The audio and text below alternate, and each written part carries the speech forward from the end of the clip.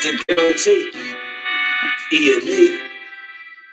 With your booty shit. Glitch, nigga. Shit, I'm about to flood the streets like when the levees break. Criminal minds, my Garcia can navigate. Flowing while I'm blowing this gas. Nigga, no break. Niggas not seeing me ever. I mean, no days. Fuck around and end up going, getting this place. You need the shit that I claim. You dealing with grace. Took over the game, storm like rain mixtape. Thankfully, I've been up the smoke like my mixtape.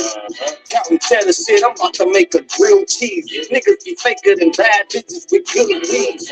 On my John Wick shit like Keanu Reeves. Replacements won't be enough. You need the whole team. I've been a G since I could finish my ABC. Kept it a buck, so real niggas look up to me. This your boy shit get crazy. When it's sick of me, I'm coughing out these dope bars till they sick of me. Can't get rid of me, still can't find a remedy. Still blowing palmers, and feel cups of Hennessy. And own our shit independently.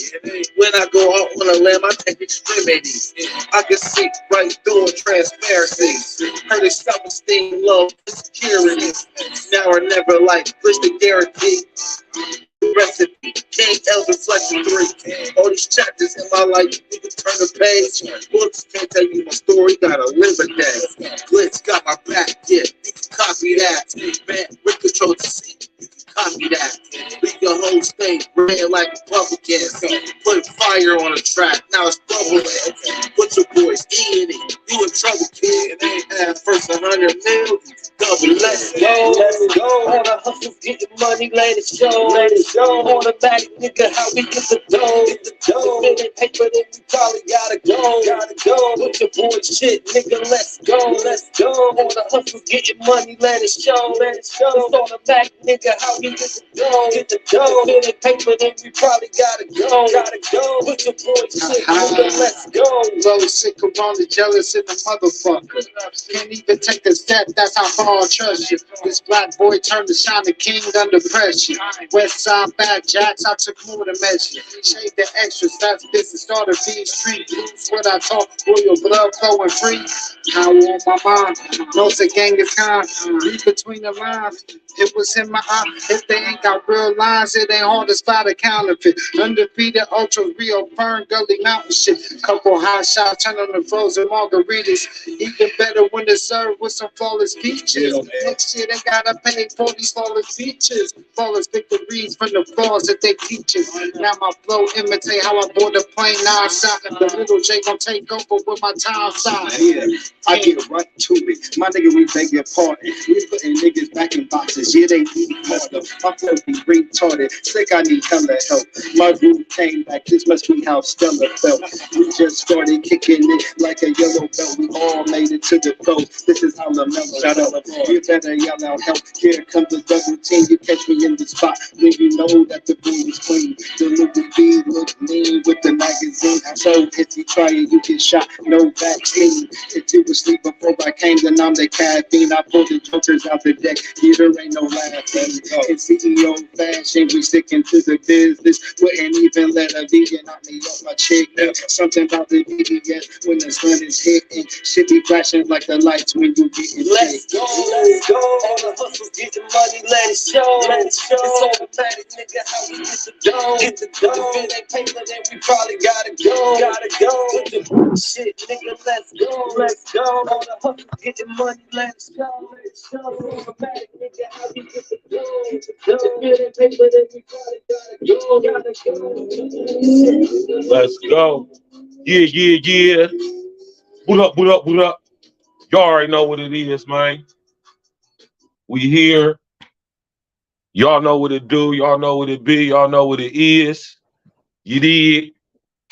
It's your guy, Virgil Berry, a.k.a. Stacks with the Facts, and we in the motherfucking building, right? And y'all already know what it is, man. Thanks everybody for coming out. This is A Real Talk Podcast. We here. You understand what I'm saying? And we're going to have this discussion tonight because today marks the official day, the first official government sanctioned, right, celebration. Some people ain't have to go to work today and everything of Juneteenth, right? Juneteenth. You feel me? Hold on, Rick. I'm about to cam right back up. Juneteenth. That's today. Today's holiday is Juneteenth. Right? Right? So, you know what I'm saying? We about to get straight to it. We ain't gonna waste no time. You did? We ain't gonna waste no time at all. You hear me? How y'all doing out there today, man? How y'all doing out there today? It's a beautiful day. It's a beautiful thing. You hear me? We here. It's beautiful. You know, the Most High woke us all up today. And we've been awake ever since. And it's a beautiful thing, man. We got an opportunity and a chance to make things happen, to do something different than what we did yesterday. Mr. O with the info, what happened, Joe? You did? We about to get to it, man. You feel me? Now, I talked to my pops yesterday, y'all, right? I talked to my pops, man, and he ain't been feeling too good lately. Right? I was supposed to go over there and see him today, but in the midst of me doing everything I was doing, I forgot. I'm gonna be honest with you. You know what I'm saying? But I'm definitely gonna go check on him tomorrow for sure. I'm gonna check on him as soon as I get off of work tomorrow. Well, that's a little too early. He don't be up there early. But when I leave from the gym tomorrow, matter of fact, nah. I know I'm gonna go check on my pops before I gotta go to this appointment I gotta be at 4 p.m. tomorrow. So I'm gonna go check him out. But yeah, though, y'all, man. Y'all know, man, you know what I'm saying? I was gonna go in last night for Father's Day, man, but I ain't gonna lie to y'all, man. I was kicking it. You know, it was Father's Day yesterday, hanging out with the guys, you know what I'm saying? And I end up going to sleep, and I ain't wake up till 1:28 today, right? It's a long story, man, but you know, here we is right now, so it's all good. That's a good thing about running your own show. You can start it up whenever you get ready to, right? Like I said, I apologize for last night, but it was a must. You feel me?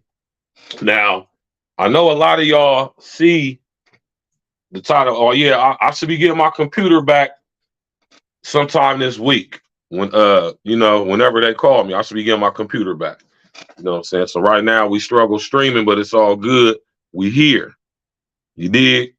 And it's a beautiful thing, man. You know what I'm talking about?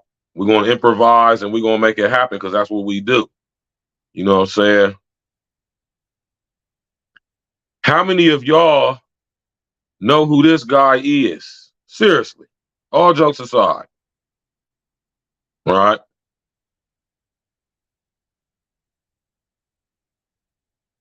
I'm not trying to be funny. I'm not trying to insult nobody's intelligence.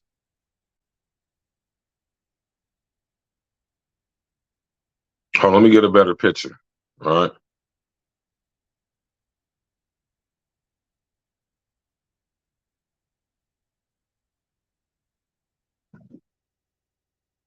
Keep it real. How many of y'all ever heard of this guy? General Gordon G. Granger.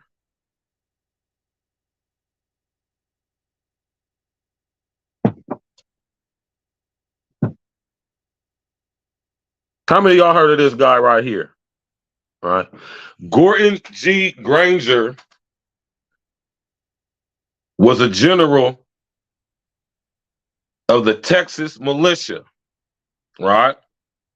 Now, I don't know how many of y'all know this, though, but Texas was considered, or hold on, Texas wasn't a part of the Union for a long, long time, right?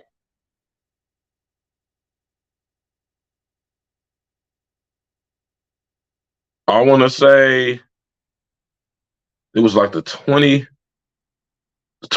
or 4th. Hold on, I might be wrong, though. Yes. Texas became a part of the Union in 1845, right?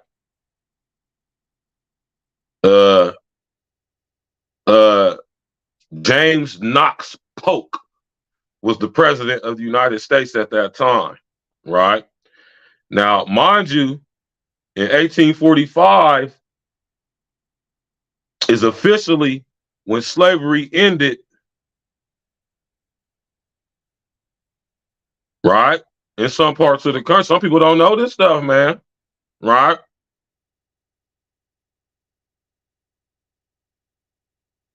Before Texas became a state or part of the Union, it was known as the Republic of Texas, right?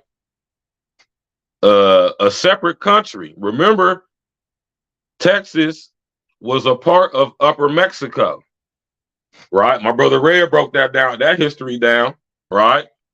And after it became annexed from Texas, it was known as the Republic of Texas. This is where we get the Texas Rangers from. The Texas government was considered, Texas was considered a whole country by itself. Huh? Texas had their own police force, they had their own president, their own, and all of that stuff. It didn't join the Union of the United States until 1845, right?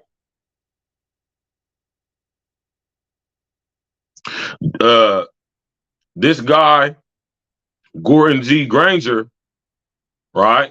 He was a general in the U.S. military presiding over the Galveston, Houston area, right? And he was an asset of the Rothschilds, right? He was placed over Galveston, Houston, right? To make sure that the black slave, the black freed slaves or the black indentured service employees, he was placed there to make sure that not only did they keep working, but that the knowledge of slavery being over wasn't made privy to them, right? But Gordon Granger, when given the word, was also credited as the guy who so-called freed the slaves in Houston, in Galveston, right? Now, notice the difference, y'all. There's a difference between being a freed man and a freed slave. Y'all have to, this is why I tell y'all to study etymology, man. Y'all have to study etymology so y'all can understand what these words mean, man. It's a huge difference between a freed man and a freed slave, right? Do y'all understand the difference? Do you understand that there is a difference between a freed man and a freed slave?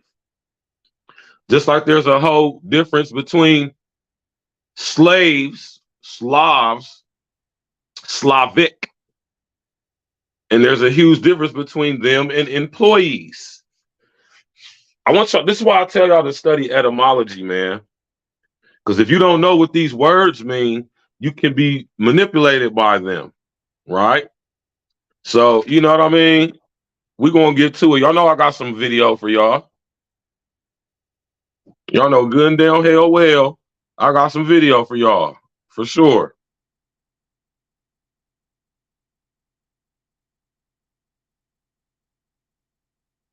Tap in, walk with us.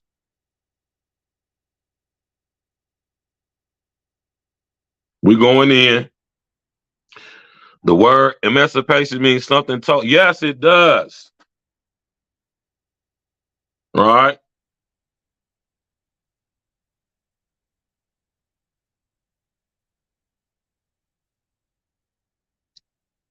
First century, who think that they are anointed, but they're not, even though they have the Holy Ghost.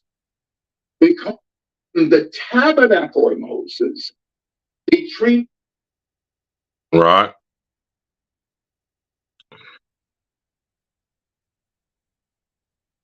Man, listen, y'all. Do you hear me?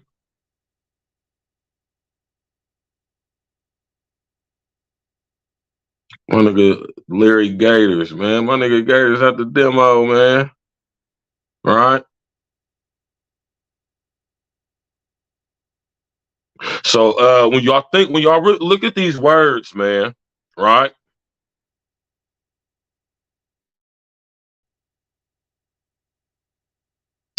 And I be telling y'all to look these words up, man,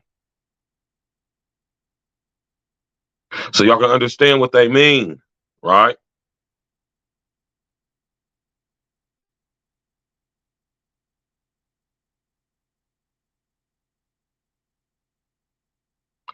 And they done changed what these words mean, man. Right? I want y'all to really study these words, man.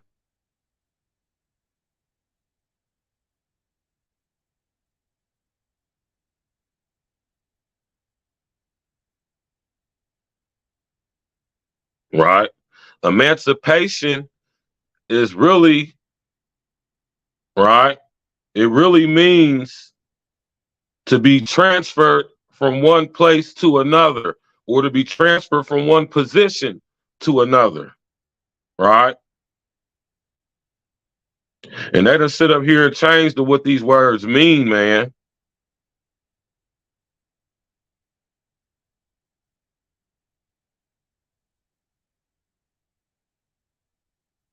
Right?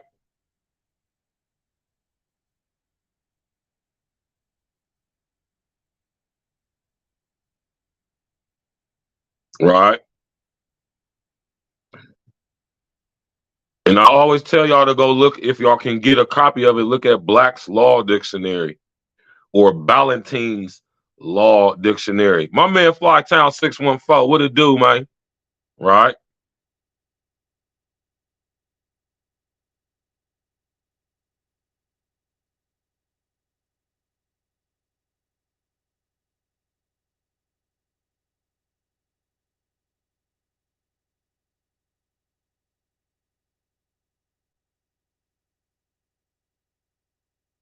Mm,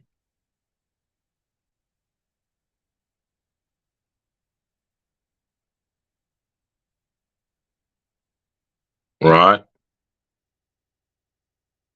Now, when we talking about this dude, Gordon Granger, right?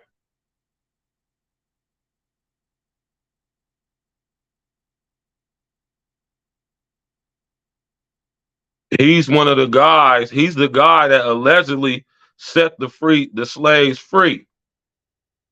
And this was done in order to put in the psyche of black people, especially, that white folks had a hand in freeing them, right? When that is absolutely not what it is. Like I said, they were freed slaves, not freed men, right?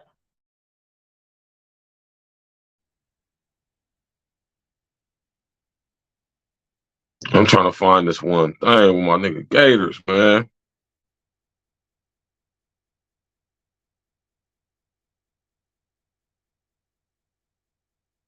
Hold on, real quick. I'm about to find this video for y'all, right? To heaven, not on my watch. Right. Shout out to everybody that's tapping in, man. Right.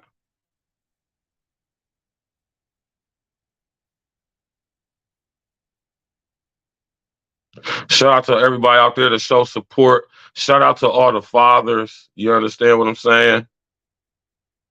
Shout out to everybody who, you know what I mean, is a father, doing what you need to do to take care of them children, man.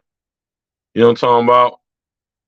Doing what you need to do to take care of them children, man. I hope y'all had a beautiful day yesterday. And I hope y'all had a good time yesterday. All right.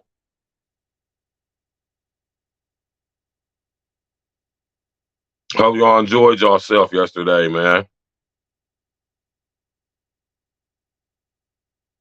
You feel me? And we gonna get to it, man. Right? I want y'all to understand something, man. Right? I want y'all to understand something, man. This whole Juneteenth holiday is BS for many reasons. right?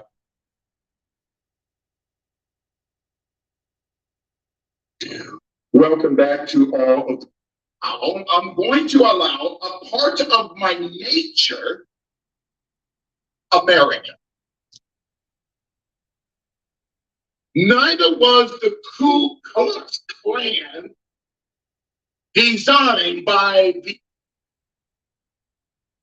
the name of Dr. Donda C. West. Went in for a tummy tuck into individual who wanted freedom was deemed unstable.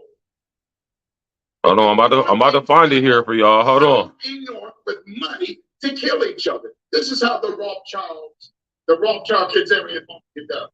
They supplied money to both sides. Oh yeah, the Rothschilds were definitely involved with the whole slavery situation. They funded it. Was not created by white people. In Uh-huh. America, I said it before, and I'll say it again. You have been lied to.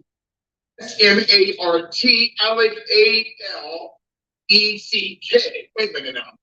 Every time now I'm saying it because ANUT. I'm trying to find the right video. Will be hung because he molested black children, former slave, or called the Masonic abolitionists. Hold on, that's not it. I'm trying to find this video for y'all, man. My nigga Gators breaks it down plain. You hear me? I ain't know Gators went in on Vlad TV though. I know that. Right? I want y'all to understand that everything surrounding Juneteenth is fuckery. Right? Now this dude, Gordon Granger, like I said, he was a general in the U.S. military that was stationed and placed to preside over the city of Houston, Galveston area. He was employed and under the employ of the Rothschild family, right? So when they finally decided that they was going to announce to the people of Galveston that slavery had been ended, right?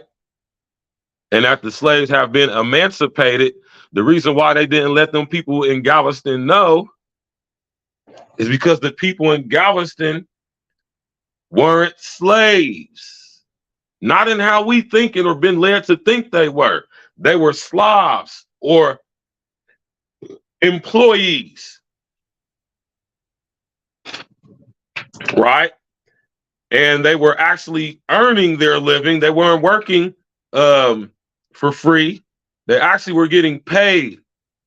They were employees, indentured servants.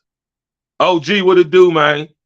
So that's the reason why in areas like Galveston, it wasn't no big deal, or they didn't realize that slavery had ended because slavery didn't affect them. So when Gordon Granger announces that slavery has been abolished and ended in the South and everywhere else, that wasn't no news to the black people in Galveston and Houston. They were not slaves. They were employees, indentured servants. My man Dane Holloway speaks on this very, very vehemently, very in detail, right? So, you know, y'all think about that, man.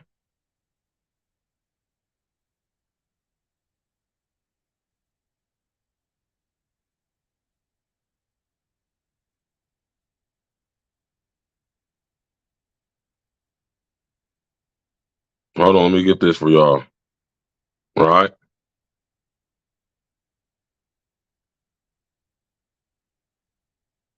Right? Emancipation, specifically Juneteenth, 19 June 1865. Juneteenth is known as the oldest emancipation celebration in America. That is when General Gordon Granger and Union soldiers, among them Oh, my fault. I did not mean to do that, y'all. My bad. we decided to talk about emancipation, specifically Juneteenth, 19 June 1865. Juneteenth is known as the oldest emancipation celebration in America. That is when General Gordon Granger and Union soldiers, among them USCT, United States Colored Troops, marched into Galveston, Texas, and announced that the enslaved population was free. And so let's really talk about Juneteenth in the larger context. So the Emancipation Proclamation was that proclamation issued by President Abraham Lincoln on January 1, 1863, which freed African Americans in those Confederate States of America, those states which he really did not control. The states that the Emancipation Proclamation did not apply to were the 5 border states: Maryland, Delaware, what became West Virginia in 1862, Kentucky, and Missouri. So those border states were not a part of the Emancipation Proclamation. Hold on. But going back to Juneteenth, Virginia in 1865 were the 5 border states: Maryland, Delaware, what became West Virginia in 1862, Kentucky, and Missouri. So those border states were not a part of the Emancipation Proclamation. But going back to Juneteenth and talking about the 1863 Emancipation Proclamation, let's talk about actually the first known emancipation of enslaved people during the American Civil War. And that happened right here in our nation's capital, where the museum is located, in April of 1862.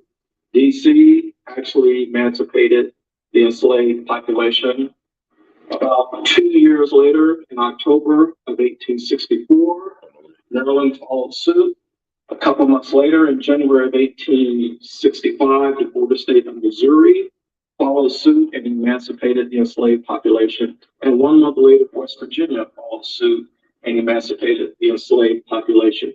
So when you really think about it, Juneteenth, June 19th, is one of many emancipation enactments during the period of the American Civil War. A couple of artifacts which talk to self-emancipation. One is this infield musket, which belonged to a private by the name of Walter Denning, who served in K Company 26 USCT, which served in South Carolina during the American Civil War. And this really represents African Americans picking up arms to help free the enslaved population and themselves. A second artifact, and our array of artifacts in the Civil War section that I want to key on, is the Army of the James Medal, also known as the Butler Medal. General Benjamin Butler had this medal made in 1864 to give to African American soldiers for their prowess on the battlefield. And on the back of the medal, it says, "Liberty came to them by the sword," which again talks to that self-emancipation. Liberty came to them by the sword. So these are just 2 of our many artifacts which talks about self-emancipation and the emancipation of African Americans during the American Civil War. You know,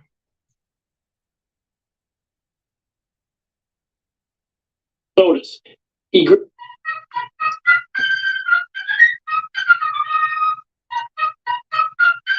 welcome to a Wayne County Bicentennial Minute in celebration of Wayne County, New York's unique history, which spans 200 years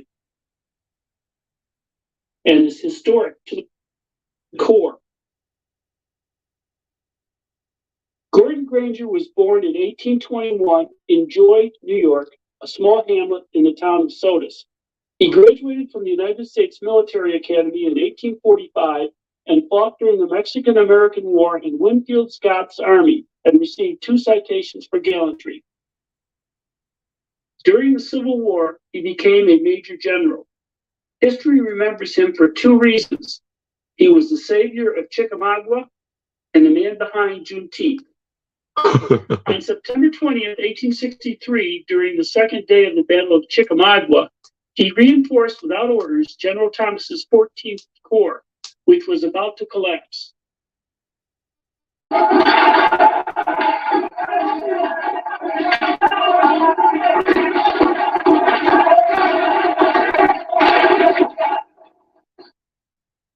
This action staved off the Confederate attackers until dark and prevented a disaster for the Union Army.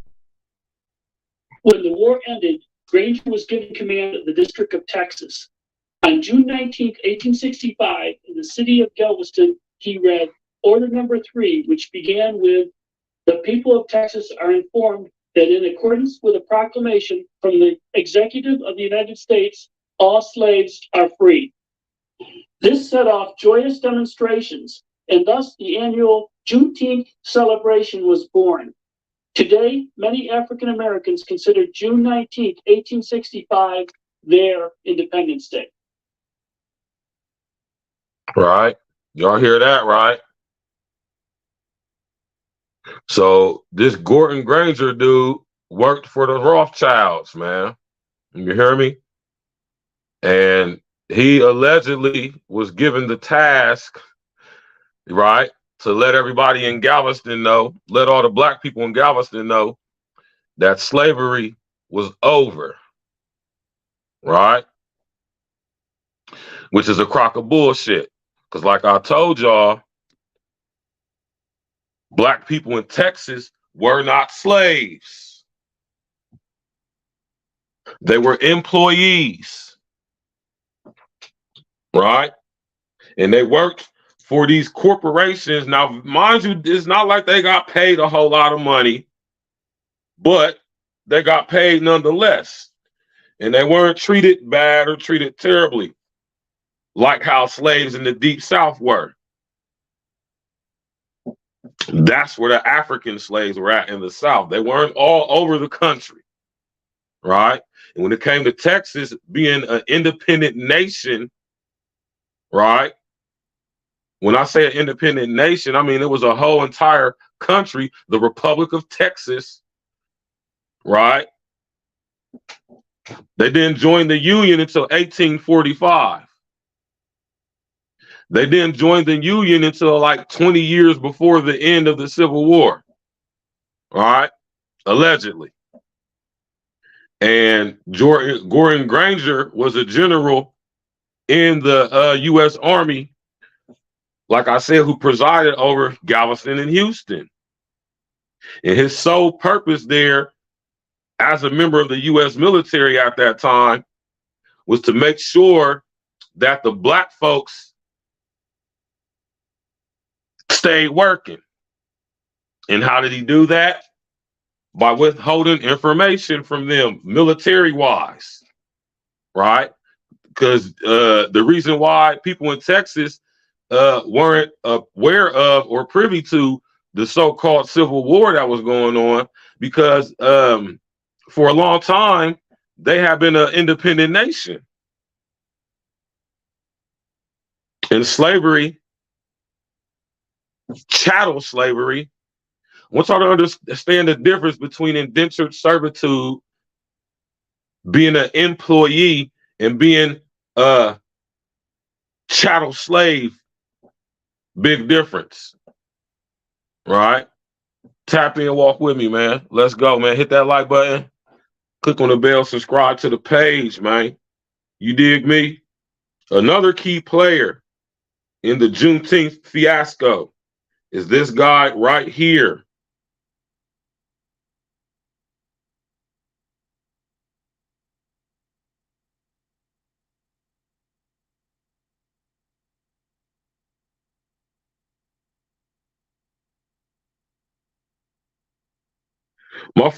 See?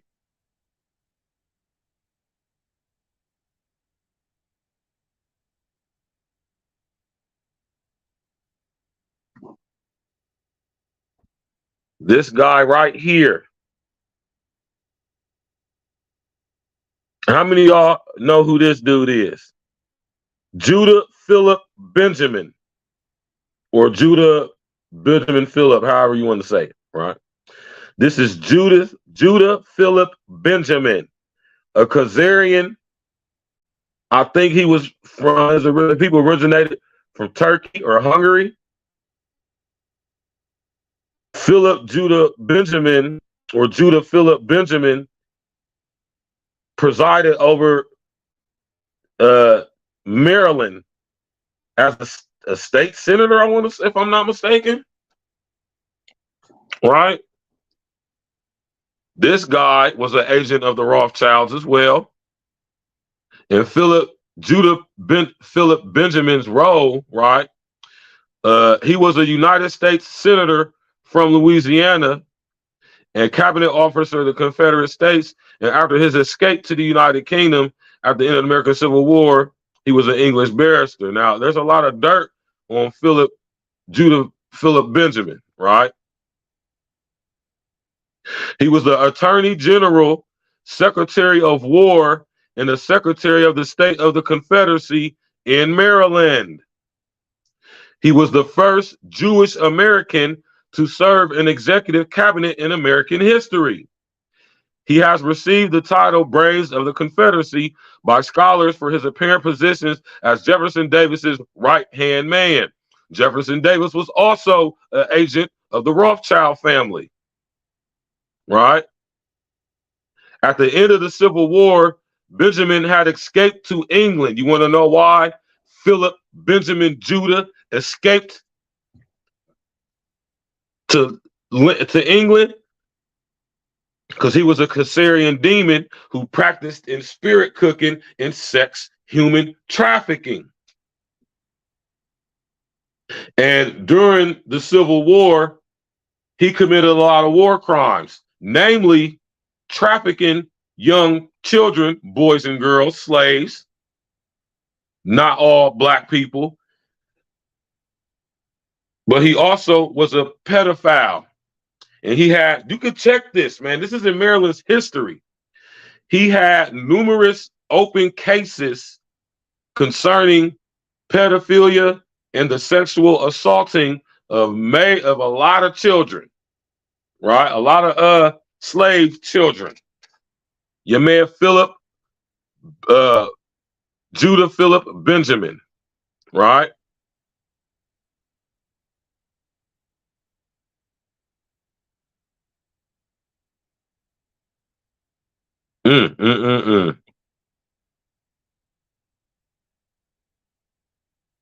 Now, don't get that, man. Jalen, the man of knowledge, what's good with you, young brother? Right? These are key players in what happened that led up in the events that led up to Juneteenth.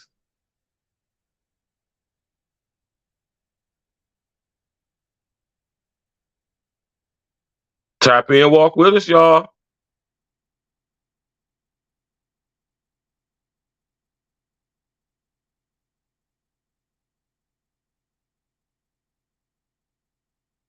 Views on slavery. You obviously discuss and you write about his passionate defense or passionate the legal case where he talked about very passionate terms the evil of slavery, and then of course becomes a slave plantation owner and rises in the Confederacy. And you point out that there's really no contradiction. Did he really have a strong personal view regarding slavery? Was it just a trenched Southern view, or was it more nuanced?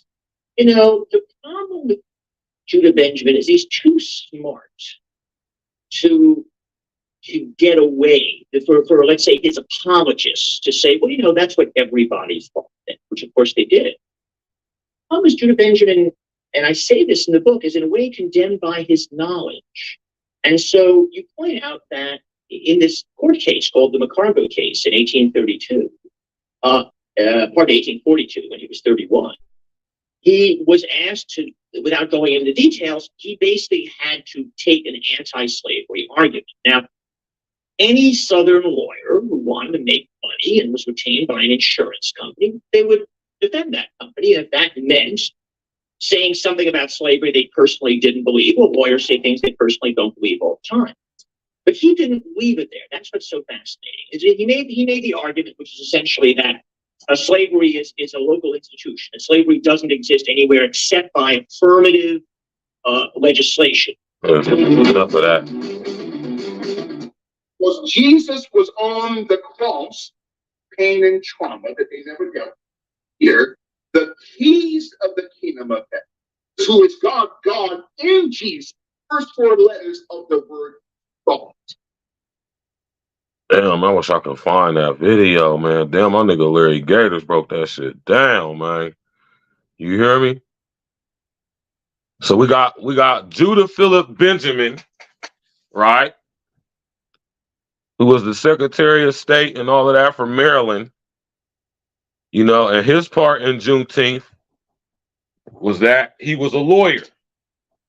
And he presided over the case, the federal case, to prove that, he was a representation. He was allegedly a representation of the so-called freed slaves, not freed men, not liberated slaves, freed slaves, right? And he was the lawyer who represented the so-called people of Galveston. After this situation took place, the war was over. The slaves were freed in Galveston finally after like 2-3 years. You feel me? This is when all this information, this is when Judah Philip Benjamin, he started to get too known. And people were starting to dig in to his background. And eventually they was going to find out who he was working for the Rothschilds. So what did he do? He was absconded. He was spirited to the United Kingdom, right? Where he helped, I think, Philip the Rothschild, right? To preside over the Bank of England, which is owned by the Rothschilds, not by the British royal family, not by the government of the United Kingdom, but the Rothschilds, right? He said B. Miles' conscious channel is terminated. Who's B. Miles? I don't know who that is, bro. Who B. Miles is, right?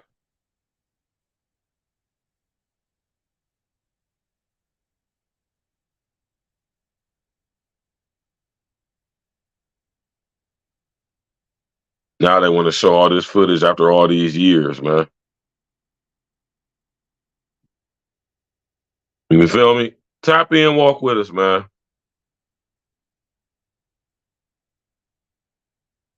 The key to Benjamin's relationship with Jefferson Davis. He becomes Attorney General, Secretary of War, Secretary of State. That is just, one credible position after another during the Civil War. What was the key to that relation? Yeah, it's an amazing thing. I could have called this book Court Jew of the Confederacy, because he was a court Jew. He was like Joseph, in the court of Pharaoh. And Jefferson Davis trusted him in the way that Pharaoh trusted Joseph.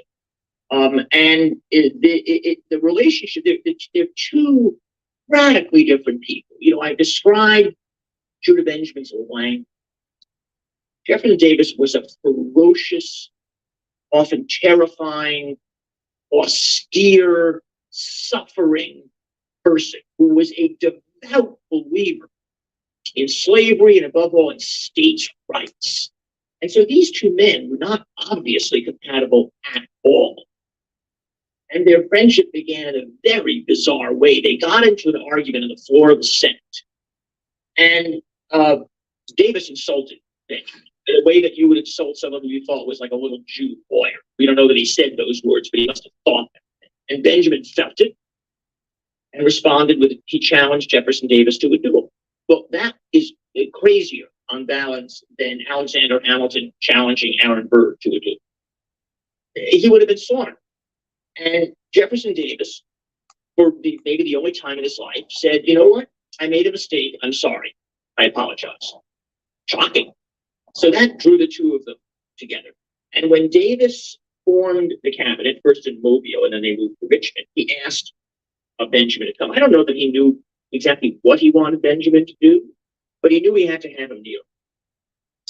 And so within a few months, Davis understood that this cabinet that he had assembled mostly because he needed to take one person from every state, they were mostly mediocrities, it was far inferior to Lincoln's cabinet, had in it this one person who could do the work with him, and that was Judah Benjamin.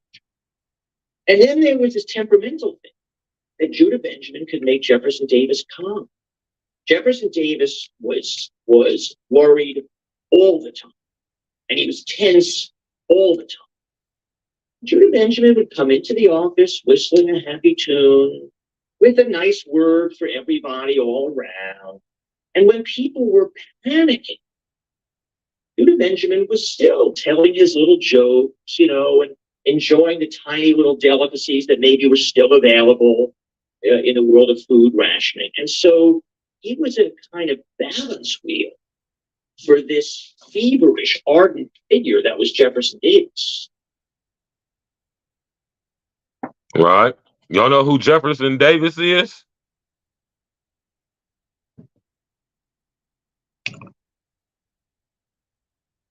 Right.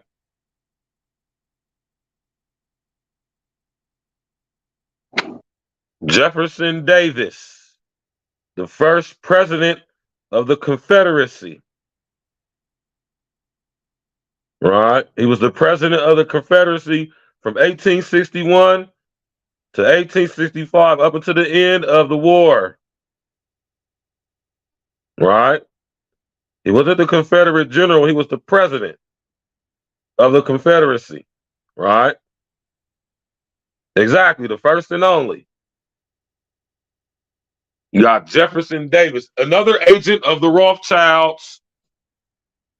And Jefferson Davis and Judah Philip Benjamin linked up. Right? These guys linked up in order, right, to better implement the Rothschilds' plans, right? Which was to completely take over the United States banking system. They wanted to install a Federal Reserve. Now, all of this stuff happening during the Civil War, the end of the Civil War, Reconstruction, up until the new century, all of this is leading up to 1913. What happened in 1913? Right, excuse me. Who know what happened in 1913? The whole Civil War was nothing to do with freeing no damn slaves. Lincoln even is famous for saying that if he could end this war without freeing one slave, he would have did it. My man, Mr. O, man, doing his homework. I'm just saying, Jack, who is that? Who is that guy? All right, B. Miles, who's that? Right. So Jefferson Davis and Judah Philip Benjamin linked up, right? And they were tasked. They were given the task to help with emancipation, to help with the transferring of the chattel slaves into debt slaves. Huh? The Civil War had nothing to do with freeing no damn slaves. Majorly because there weren't that many slaves. Most of the people who were working on those plantations, they were employees of the United States of America. Or should I say, the United States for America. And they were being paid and compensated for their work. Why do you think the U.S. government owes black people so much damn money? It's not because they were all enslaved and forced to do slave labor against their will. No, a lot of them were employees. And the whole Civil War ain't had nothing to do with ending slavery. It had nothing to do with ending chattel slavery. The Civil War was fought, right? The Civil War was fought to prevent the establishing of a Federal Reserve banking system. See, the Rothschilds been at it since the 1400s over here in America. And Woodrow Wilson was a hoe ass nigga too, right? Oh, he's a YouTuber. I've never heard of that guy. It's an unfortunate situation. I told y'all, man, you gotta box cleverly with your language. You gotta watch what you say, man. I'm not telling you to not say what you want to say. I'm just saying box cleverly with your words, man. Y'all gotta make sure y'all doing that. Right? The Civil War was all about preventing private ownership of America's money supply. That's all the Civil War was about. And they used the excuse as ending slavery, right, as a reason to unite the North and the South financially in order to establish a private reserve bank owned by the Rothschilds, ran by the Rothschilds. The Civil War was basically a coup to pressure the American government, newly found, mind you, to pressure the American government into allowing the Rothschilds to supply their money. Exactly. My man BJ doing his homework.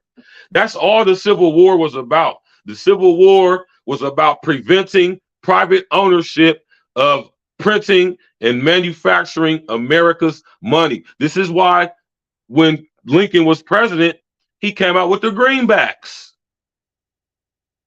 Right? And that's why Lincoln was assassinated. Lincoln wasn't assassinated because he freed the slaves. Lincoln is known for saying himself that if he could have ended the war without freeing any slaves, he would have done that. He would have done that because he was a staunch supporter of slavery. He profited from it.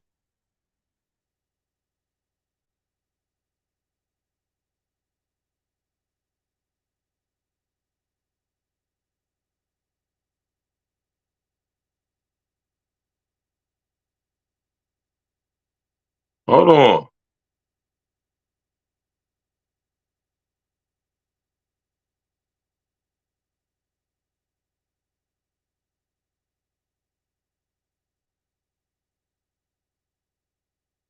Lincoln and slavery. If I could save the Union without freeing any slave, I would. Abraham Lincoln was undisputed, the most admired president who got an extraordinary sense of empathy. And as once said, let's remember that all American citizens are brothers and should dwell together in the bonds of fraternal feelings. But did you know that this sentiment was the direct opposite of what he replied to a known news editor? So a question was raised. Was Lincoln indeed a true enemy of slavery? Well, you'll discover more about that at the end of this video. But first, here's where it all had started. So Abraham Lincoln was born in a poor family. Though his parents and most relatives were quite illiterate, the young Lincoln was surprisingly fond of studying. So despite receiving a little formal education, Lincoln had continued on his own as he diligently studied law and eventually became a self-taught lawyer. Lincoln initially sat in the state legislature during his early years as a lawyer. Then afterwards, he would enter the Congress. As time went by, Lincoln gathered small fame and would get into the eye of the Republicans. And Lincoln would just suddenly find himself running for the presidency, all with the support of the Republican Party. Lincoln was very vocal in his opposition towards slavery during all of his campaigns. And eventually, Lincoln would take the mantle of the most powerful position of the state. This time, he would make a decision that would change the course of American history. With all that, Lincoln's victory signaled the Southerners that the abolition of slavery was about to come. So several plantation barons left the Union and formed the Confederate States of America. In a sense, Lincoln's stance against slavery had caused a civil war to begin. However, Lincoln was persistent in preserving the Union at all costs. And for that, Lincoln received a lot of criticism, while at the same time he was grieving for the sudden loss of his son. But Lincoln couldn't avert his eyes, as he got the biggest responsibility. He had to lead his people and country in getting through this bloody war. Amidst the public unrest and criticism, Horace Greeley, a newspaper editor and a known abolitionist, published an open letter towards Lincoln. He accused Lincoln of delayed actions against the slaveholders, as it seems that Lincoln was not firm in abolishing slavery. In return, Lincoln publicly responded, "If I could save the Union without freeing any slave, I would do it. If I could save it by freeing all the slaves, I would do it. If I could save it by freeing some and leaving others alone, I would also do that." The idea that Lincoln preferred saving the Union rather than freeing the enslaved people shocked the whole nation. Because from the beginning, Lincoln was known as the #1 enemy of slavery. But little did everyone know that the only way to save the Union was to issue the Emancipation Proclamation after a major victory. So later on, Greeley realized that Lincoln didn't reply to him. Instead, Lincoln used it as a chance to ready the citizens with his critical plan. So as a true enemy of slavery, despite the pressure of radical Republicans and abolitionists, Lincoln chose to move cautiously. After the Union won the Battle of Stones River, Lincoln had forever changed the course of American history as he issued the Emancipation Proclamation. We've discovered the amazing story of President Lincoln's controversial. Right. So this dude, Abraham Lincoln, man, he was a chump, man. Right. And they bought him out ASAP. Right. But when he realized what was going on, this stuff gets deep, man. You hear me? They took Abe out because he was a firm, when he finally realized what he was being used for. Much like John F. Kennedy, right? Once Lincoln found out that the Rothschilds were making an attempt to have control or get control of America's money supply, that's when he fell back. That's when he started going on his anti-slave campaigns and all that stuff. He didn't really care about the slavery because he realized that slavery was a minuscule problem. This is how the mind of Lincoln and these type guys work. Slavery wasn't a bigger issue as a private corporation, one family having control of America's money supply, which to some degree and extent I believe and I agree with as well. So the major reason why, the sole reason why Lincoln was assassinated is because he attempted to prevent the Rothschild family from being able to to print America's money supply. That's why Lincoln was bodied. It ain't had nothing to do with him freeing slaves. It ain't had nothing to do with him abolishing slavery. It had nothing to do with him reading at Gettysburg, the Gettysburg Address, right? Emancipation Proclamation. They ain't had nothing to do with that. Right? So they got their homeboy John Wilkes Booth, or John Wilkes Botha, which is his real name, who was a member of the Odd Fellow Society, also an agent of the Rothschilds via his family, the Botha family, out of Spain. They chose him to do it, right? And that's the reason why they took him out, right? That's the reason why they took Lincoln out. And like my man OG said, do not believe what they teach you in schools. All presidents, all of them, including Lincoln, owned slaves or owned stock in companies that used plantation slave chattel slavery that invested in these corporations or these businesses. Right? Don't make no mistake about it. And like I tell y'all, most of the plantations were not owned by white people. They were owned by Khazarian demons like Judah Philip Benjamin. See, these fake ass Jews who are really the synagogue of Satan, they've been around for a long time. They are the Pharisees and the Sadducees and the Sanhedrin. They are still alive to this day. We just call them Rothschilds, Schiffs, Oppenheimers, Warburgs, Kennedys, Bushes, Harrimans, goddamn it, Forbes, as in John Kerry Forbes, or John Forbes Kerry. Y'all remember John Kerry when him and Bush was running for president? John Kerry and George Bush both are members of the Skull and Bones Society. John Forbes Kerry, he's a member of the Forbes family, as in Forbes magazine. Yeah, man. Yeah, and they was all involved with this shit. This so-called Emancipation Proclamation, this so-called Juneteenth, right?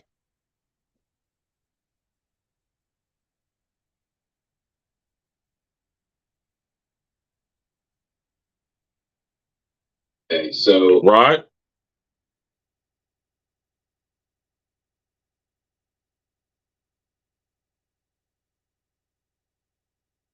Tap in, walk with us, y'all. Smash that like button, click on the bell. Subscribe to the page, man.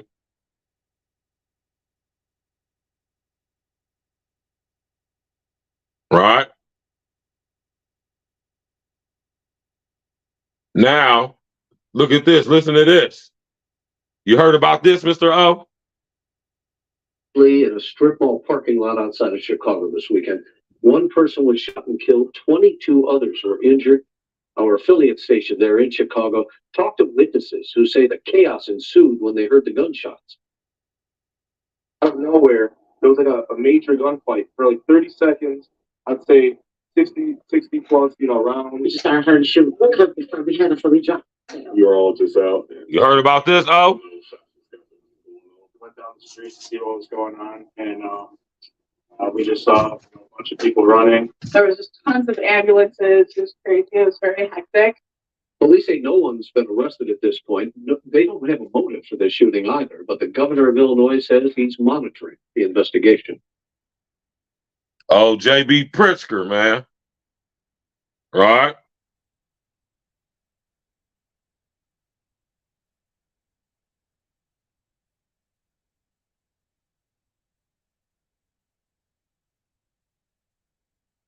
Damn. Y'all shooting up Juneteenth festivals now?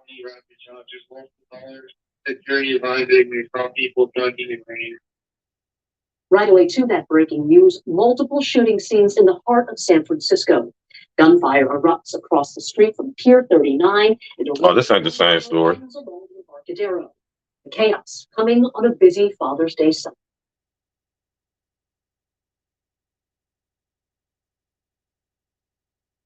Juneteenth festivals nationwide, right?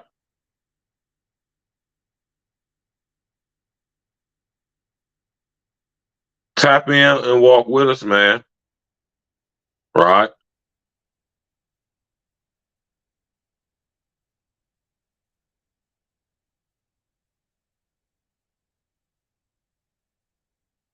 You did. Everybody and their mama sitting up here talking about Juneteenth like it's something to be celebrated. Right? Juneteenth ain't nothing to be celebrated, man. You know what I mean? Juneteenth represents not the freedom, not slaves being freed, but Juneteenth represents emancipation, right? The re-engineering or the transferring of a slave from one place to another or one position to another, right? We went from being indentured servants and slaves, employees, right, to now we are all emancipated into tax debt slaves or debt Slavs or debt employees, right?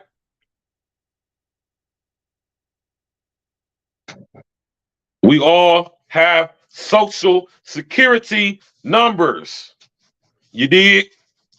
This whole Civil War and all that was fought over the Federal Reserve or the Rothschilds taking over the control of the American money supply. That's what the Civil War was all about, man. It ain't had nothing to do with freeing those slaves. It ain't have nothing to do with ending slavery, because after the Civil War was over, slavery never ended. It just was emancipated. Meaning it just was changed and transferred from one position to the next. It went from the forced slave labor of some African slaves, right?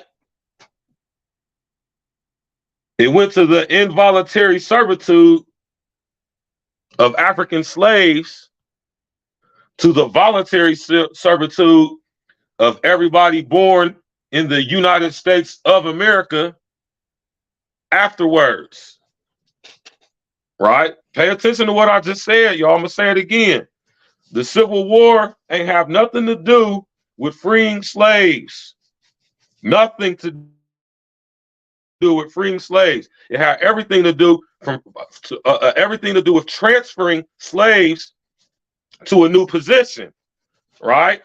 In order to be able to legally tax them. Slaves didn't pay taxes during slavery, y'all. Understand this. Slaves didn't pay taxes because they were considered property. Do y'all understand the game that was being played?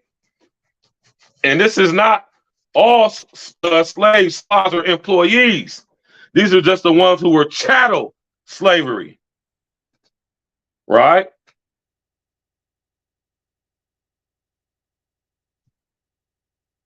The Civil War was fought to end the jurisdiction of the law of the land, which is common law. The Civil War was fought to instate and establish maritime, judicial, international law.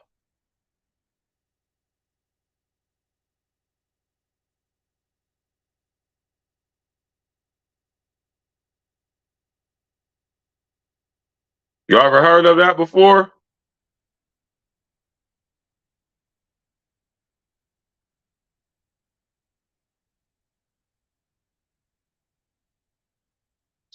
Right?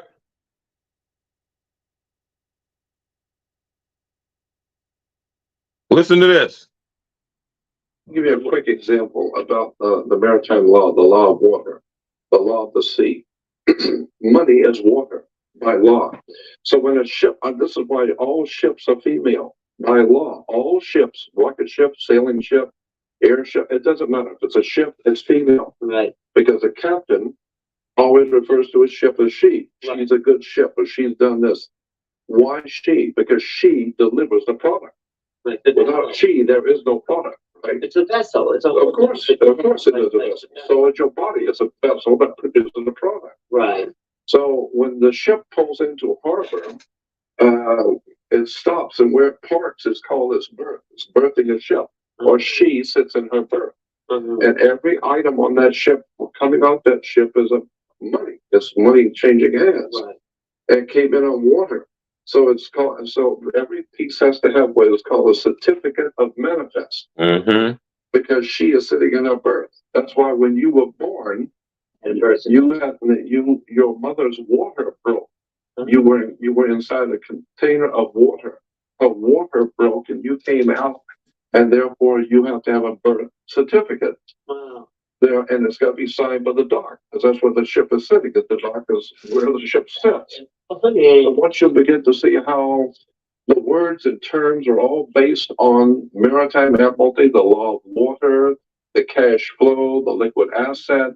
Not just in English, the dock, the water. Yeah, of course. It goes all the way back to the English or British domination of the seas. Oh. And so when the British began to dominate the seas, the Knights Templar Masonic Order of the Knights Templars, who have been in the middle of Asia, came back into Western Eastern Europe, brought all of these concepts, and it was developed into a commercial system of words and terms and symbols which are used in courts and government, corporations. You know, your body as a corporation. No, that's a whole story. We could talk for hours on this, but your body is a corporation. Cells, you mean? No. It's called, and by law, your body, your physical body is a corporation. Corporation. Corpse. Because when you're living, you're a corporation. You are a business.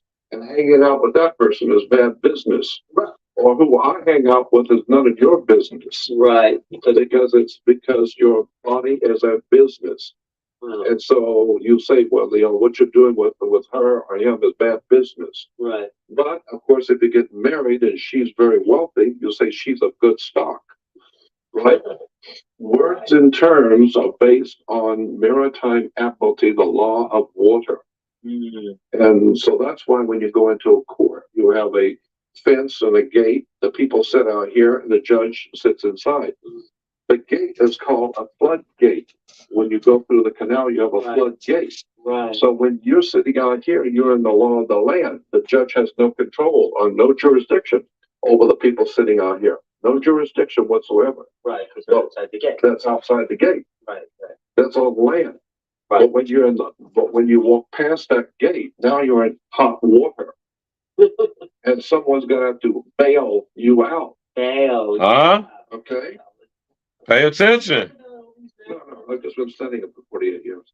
Wow. But it's fascinating because when you understand that the whole subject is so large and would take hours and I'd have to go back to square one and walk through all the words and terms that use in law and courts and commerce. Yeah. For you to understand how pervasive this concept of water is on the earth. The law of water, maritime admiralty, it's an extraordinary story about how governments rule the world. And unless you understand this, you're never going to figure out what's going on. Never going to figure out what's going on. When they call your name, you put your hand on the gate and you open the gate. The moment you put your hand on the gate, by international law, you of your own volition have opened yourself up to maritime admiralty law. If you were in the law of the land, as long as you don't touch that gate and go through it, you haven't opened the floodgate. Now, once you open the floodgate, there's a piece of wood on top of that gate, and it's called the bar, and you're not licensed to pass the bar. So what you've done is you've opened the floodgate, but you weren't licensed to pass the bar. So that means that you are dead. You are now dead. Once you touch that, you're dead. Because you're no longer in control of That's right. You are dead. When you're considered to be a dead man. That's why the attorney Dead man walking. For you. He has to represent Why are you dead? Because you went into the deep water and you died. You're drowned. Because you weren't licensed, because you weren't Right. You were not licensed to pass the bar. And the bar represents a sandbar in the ocean. But the bar is what the attorneys are licensed to pass, but you're not. So the point being is that when you open that gate of your own volition, you are considered by law to be a dead man. Really? That's why you cannot talk to the judge, because dead people don't talk to judges. Man, y'all better pay attention, man. Who is your mouthpiece? He speaks for you because you're dead. Well, should we do away with courts so people can get No. I would think that what you want to do is understand how the system works. And avoid it. Well, avoid it if you can. I hope y'all was paying attention. That's my homie Jordan Maxwell, man. Don't agree with everything Jordan says, right? But if y'all do y'all research into who Jordan Maxwell is, he is one of the most known independent researchers. You could call him, I guess, a conspiracy. They call him conspiracy theorist. but Jordan Maxwell, I think Jordan Maxwell has been compromised. Personally, you know, I have actually spoke to Jordan Maxwell numerous occasions. You know what I'm saying? Years ago, when I first was getting heavy into this journey down this rabbit hole. You hear me? And I believe that he is now compromised, right? Because he's going into obscurity. We don't hear too much about Jordan Maxwell now, but he is an old man, though. Don't get this twisted, y'all. Jordan Maxwell got to be in his 80s. He had to be in his late 70s, early 80s. So he's an old man now, right? Oh, and they done tried to kill him a couple times, man. He done had massive attempts on his life. But now he's just fallen to obscurity. You don't really hear too much about Jordan Maxwell nowadays. And he started his own website and YouTube page that was connected to this Gaia Foundation. And that's why I say that I think that Jordan Maxwell has been compromised, because when you look into who's funding that Gaia situation, it's people who are connected to the Rothschilds, right? Connected to Bill Gates, Soros, right? The usual suspects, y'all. You understand me, man? And I'm going to keep bringing y'all this raw, uncut shit, man. Right? Keep bringing y'all this raw, uncut shit, man. Right?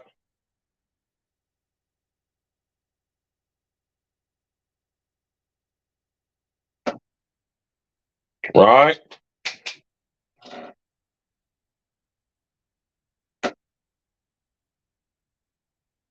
Now, let me get this dude for y'all, man.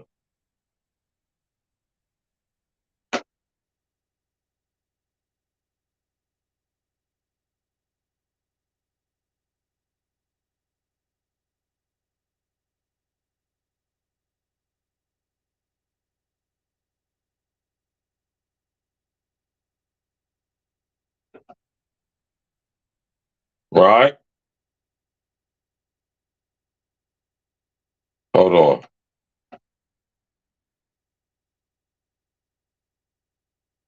Let me try this right here for y'all. Smash that like button, y'all. Click on the bell.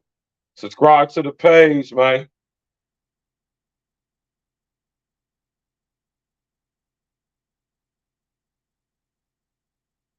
Right?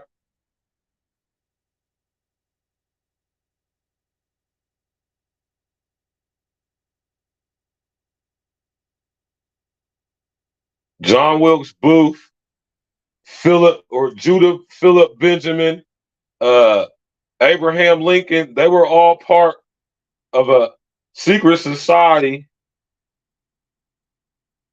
known as the Odd Fellows, right?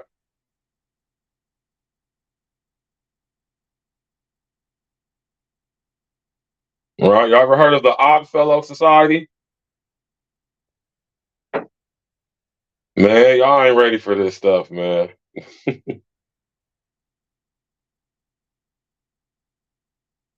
Tap in, walk with us, man. Smash that like button, click on the bell, subscribe to the page. We sitting over here chopping up heavy game. Theories about how Odd Fellowship first started and received its name. The most widely accepted belief is that it emerged in England from a group of working class men who fell outside the established system of trade guilds. These men banded together to form their own labor union. Fellows from numerous odd trades gathered together to form a fraternity so to protect and care for their members and communities. Historically, there was no welfare state, trade unions, or national health insurance. These men would work together to help each other and the unfortunate families of their community get back on their feet by aiding each other in times of sickness and distress, whether it was rebuilding a barn that had burned or putting in a new crop after a devastating season. Such men became known as Odd Fellows, so named by the general population who also thought they were an odd bunch of fellows who would behave in such a seemingly impractical, altruistic, and selfless fashion. The group then adopted the name. By the 1700s, there were numerous Odd Fellow organizations in the UK. In 1810, a number of lodges in the Manchester area created the Independent Order of Odd Fellows with the title Manchester Unity. With their improved system, they were able to persuade other Odd Fellow organizations to join their unity. They also chartered the Independent Order of Odd Fellows in America, founded on April 26, 1819, by Thomas Wildey and 4 other members of the fraternity from England. The American Order then established many branches around the world. On September 20th, 1851, the Odd Fellows became the first fraternal organization to accept women when they adopted the Rebecca Decree. It was also the first fraternal organization to establish homes for the elderly and for orphan children. Many lodges also built and managed cemeteries for a decent burial for the deceased. During the golden age of fraternalism, the Odd Fellows were the largest fraternal organization in the world. The World Almanac showed that it had over 3.4 million members in 1950. Although non-political and non-sectarian, and contrary to the belief that it was just a working man's organization, it also claimed many notable members, which included 6 U.S. presidents such as Franklin Roosevelt and Warren G. Harding, as well as many senators, governors, and community leaders. Lucy Hobbs Taylor, the first female American dentist, was also a member of the order. The Odd Fellows and Rebeccas also played a very important part in establishing many U.S. statehoods, Texas and California among those and many others. Law and order was established by the organization in many localities. Historically, Odd Fellows lodge halls also played the part of the community center, where people would gather and conduct community activities. In many cities, Odd Fellow lodges were the first organizations of any type, and a large number of their lodges have completed their first 100 years of service. Locally, nationally, and internationally, the Odd Fellows and Rebeccas are involved in various charitable causes and humanitarian endeavors. The order donates over $775 million in relief projects annually. Their educational foundation gives scholarships and low-interest student loans to qualified applicants every year since 1927. They are also regular donors to the Arthritis Foundation, Visual Eye Research Foundation, American Heart Association, and many more. Their Living Legacy program has planted more than 8 million trees worldwide. Since 1949, the United Nations Pilgrimage sponsors high school students on a 1-week trip to New York to visit the United Nations. The organization also manages more than 80 homes for the elderly and orphans, as well as several recreation camps and parks available for the whole family. They also help build and sponsor the SOS Children's Village, which houses 150 orphan and AIDS-affected children ages 0 to 17 in Cambodia. They sponsor a float in their Rose Parade in California every year. They are the only fraternal organization permitted to conduct a pilgrimage to the Tomb of the Unknown Soldier and given the honor of bestowing a Grand Decoration of Chivalry Award upon an unknown soldier. They are indeed Odd Fellows. Become a member now. The Odd Fellows. John Wilkes Booth, real name John Wilkes Botha, was a member of the Odd Fellow Society. Abraham Lincoln was a member of the Odd Fellow Society. Philip Judah Benjamin, or Judah Philip Benjamin, was a member of the Odd Fellow Society. So was William Sherman. So was Jefferson Davis. Right? I be telling y'all to look into who was a part of a secret fraternal organization that has a lot to do with what they were allowed to do in their position they held, right? And like my brother Mr. O said, They like the Freemasons and the Elks and the Shriners and all that shit, right?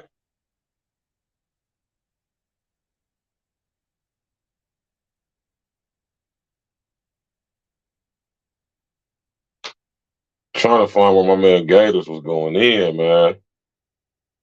You feel me?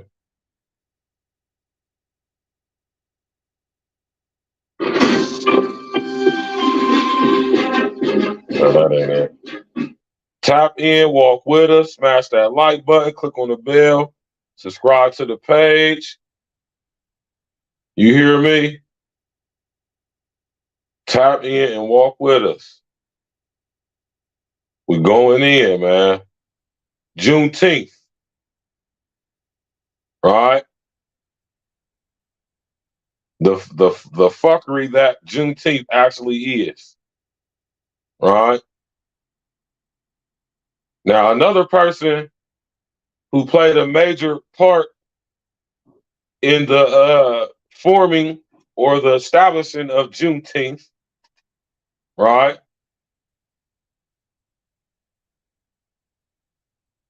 Another person who played a major role, right?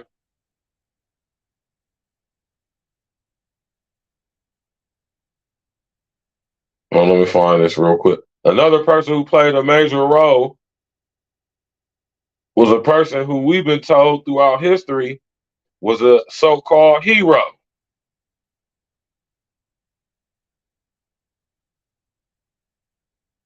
You know, this person is considered to be one of the heroes of the Civil War, man. Right?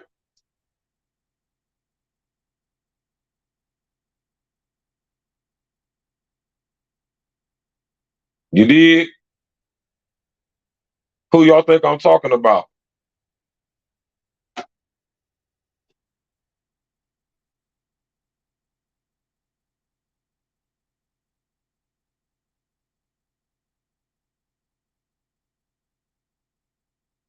Who y'all think I'm talking about?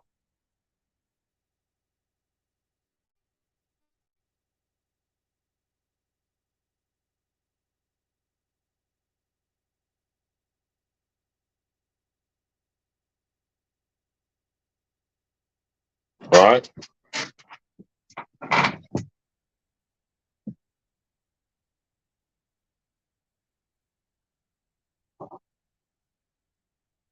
Y'all's homegirl. Huh? Oh, what y'all ain't know? Who is this?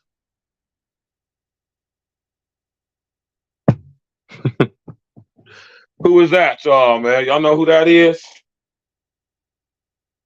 Right?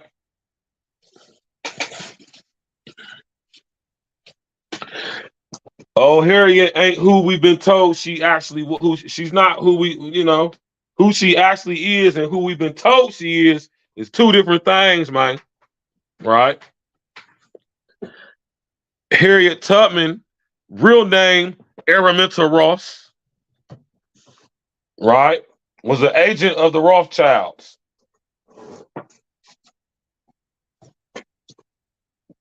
She was a founding member of the Eastern Stars.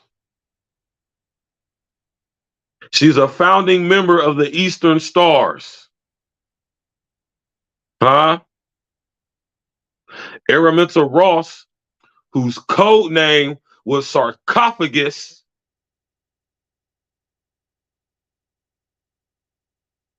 Her code name was Sarcophagus or Sarcophagi because she was considered to be transporting. What did Jordan Maxwell just say? You're dead. You're a dead man. And since the law of the sea had been implemented and usurped the law of the land, common law, she was given the code name Sarcophagus or Sarcophagi because she was transferring dead men or people who are not people who were not basically registered as citizens. She was called sarcophagus or sarcophagi because she was transporting these guys from down south illegally to up north. And she just wasn't helping. She wasn't helping anybody get free or liberated. Let's just be clear on that. And she just didn't free or help liberate just any run-of-the-mill regular slaves. We're talking engineers, scientists, construction workers. We're talking to architects, land surveyors. We're talking about early plumbers. We're talking about stone workers. You hear me? We're talking about very skilled men who are responsible for building the infrastructure of this country in cities like Chicago, Detroit, New York, right? And Araminta Ross, aka Harriet Tubman, played a major role in this. And how she played a major role in Juneteenth coming about, because a lot of the people who she helped free, they dropped them off in Texas and they helped to develop the Houston, Galveston area. All of the slaves, employees who resided in the Galveston, Houston area, who wasn't told that slavery was ended until like they weren't told that slavery ended to like 30 years, something like that, after slavery ended, right? Or should I say 20 years since Texas joined the Union, right? So Harriet Tubman, aka Araminta Ross, her part in Juneteenth was she helped to bring these very skilled black men to cities like Galveston, Houston, Chicago, Detroit, Cleveland, Ontario, Toronto. You feel me? She was responsible for bringing them there, getting them there. She was hired by the Rothschilds to do a specific job. And the reason why she was known for pulling out her gun and smoking a nigga is because these is dudes who refused to go with her. So it's either you're going to come with me or you're going to die. And according to some of my research, Araminta Ross wasn't a woman, but you know, that's another topic for another day. We're going to stick to what we know so far.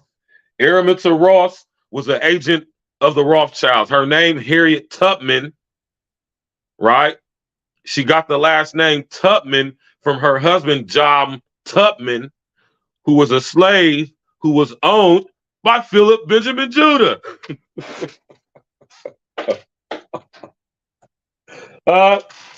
Harriet Tubman's husband was owned by Philip Judah Benjamin, or should I say Judah Philip Benjamin.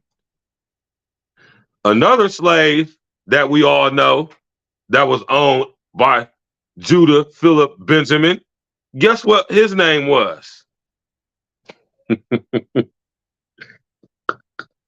Her code name was Sarcophagus, man. Right? Y'all know what a sarcophagus is?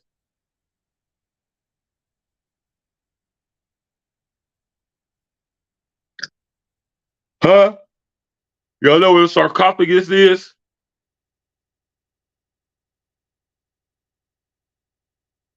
A sarcophagus is this.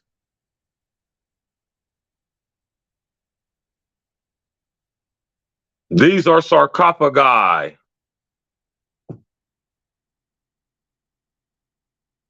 That's a sarcophagus.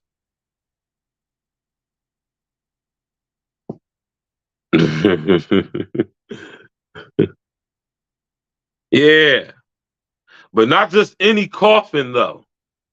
A sarcophagus is a coffin that is depicted with the likeness of the person who is within it. So think about that.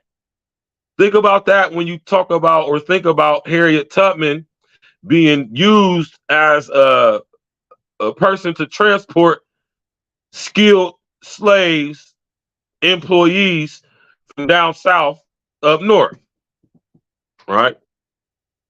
You said her real name was Harry Tubman. Said her real name was Harry Tubman, huh? Right? Now, I want y'all to think about this, right? Now, there's another slave who was owned by Judah Philip Benjamin. Huh?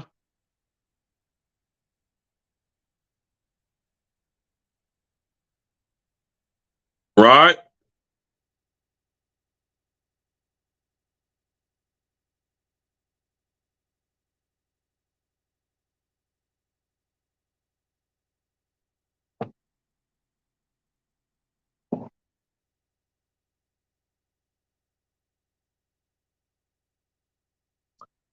Who was that? Y'all know who this is? Allegedly? No, that ain't Frederick Douglass. Y'all know who this is allegedly?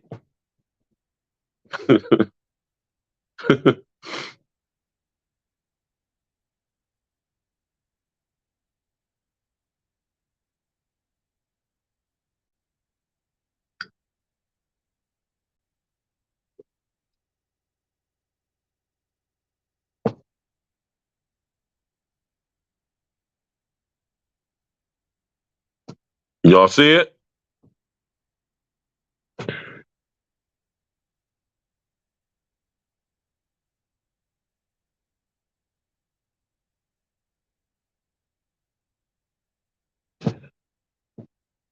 We've been lied to, y'all.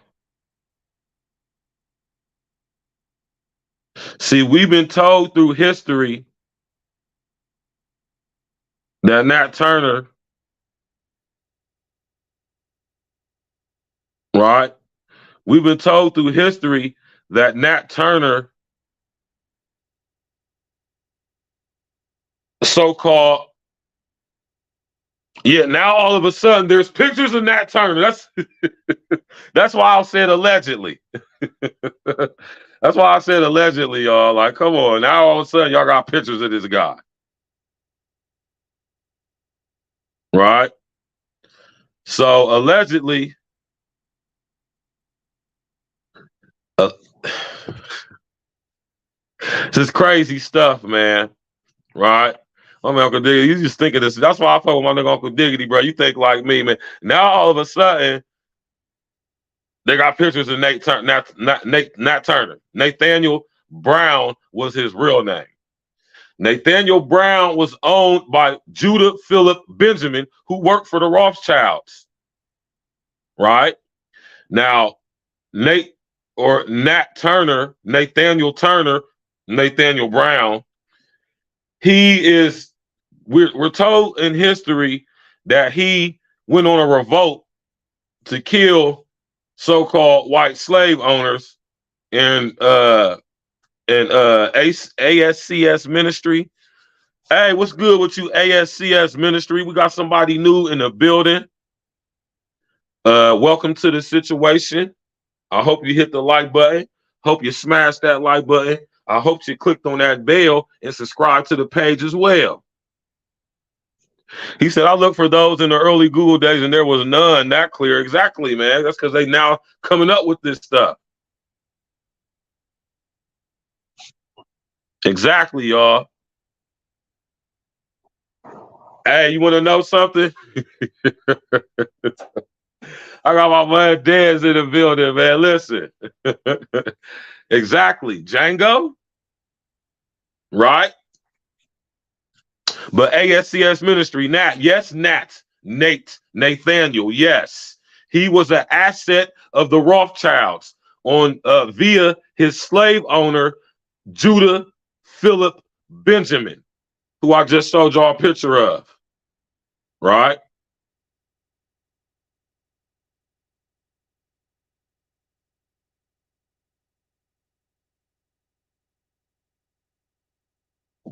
This guy.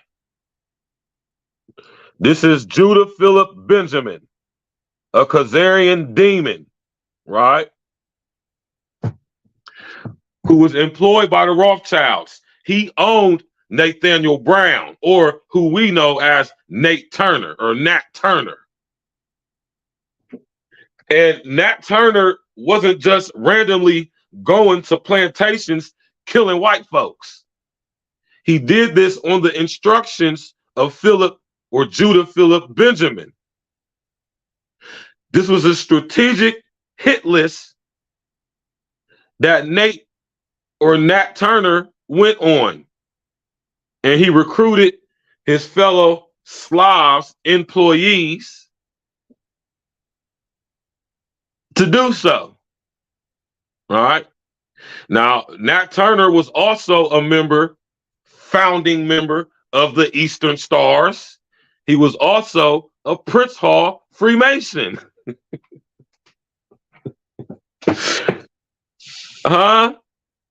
Nat Turner wasn't just going around killing them random white folks. He strategically was sent to certain white folks' plantations to off them. So the Khazarian demons, Rothschilds, Schiffs, Warburgs, could come in and take over their properties.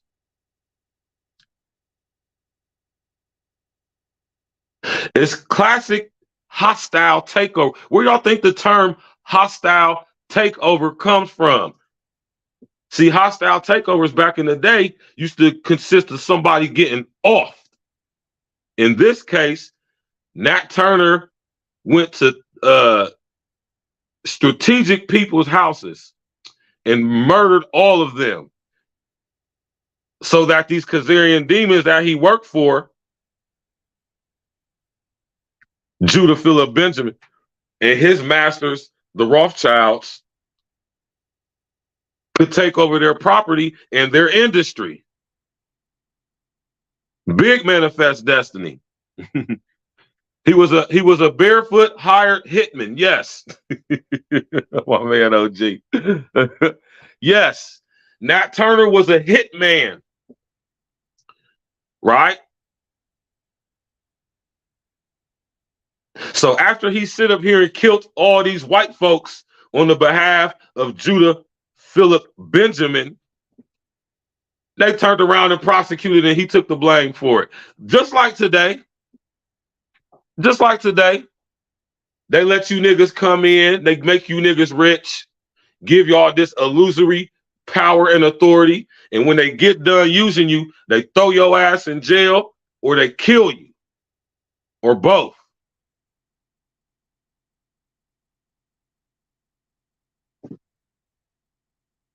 How many of y'all ever heard that before? Huh?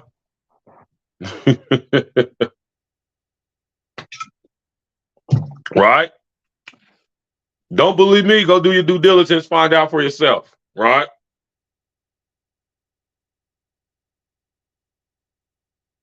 At the same time that Araminta Ross, aka Sarcophagus, was bringing skilled, trained slaves or employees up north, at the same time this was going on, Nat Turner was going to these same plantations and murdering the white people who were under the employ through partnerships with the Rothschilds. And in order to, and like I said earlier, my man Red's chat said, comment said, listen, what is the best way to get rid of somebody, or what's the best way to get rid of your debt? What is the best way for you to rid yourself of debt that you owe somebody? That's my question to y'all right now. What's the best way to go about doing that?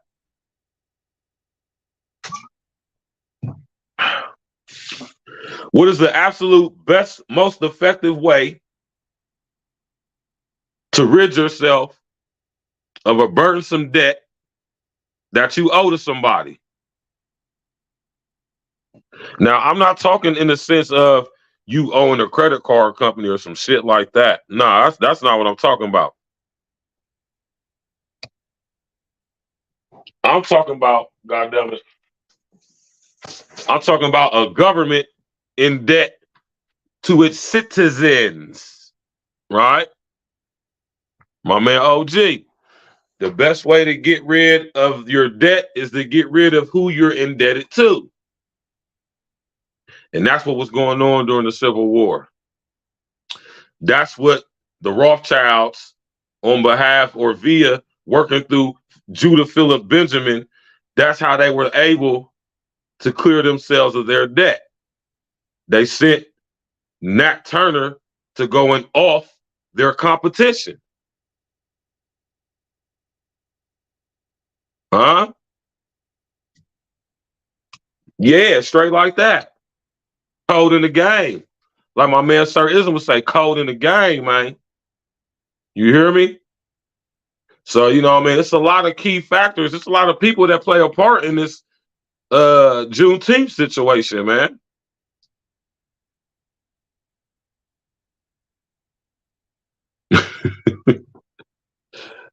That's supposed to be Nat Turner. Oh my God. They got all these pictures, alleged pictures of Nat Turner, man. This is just killing me right there. Like all of a sudden, y'all know what Nat Turner look like now.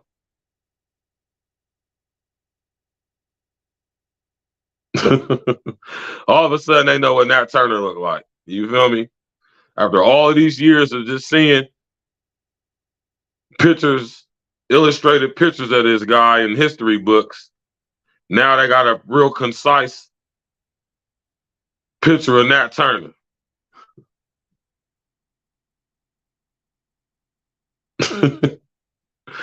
This is crazy, man. For real, man. Right?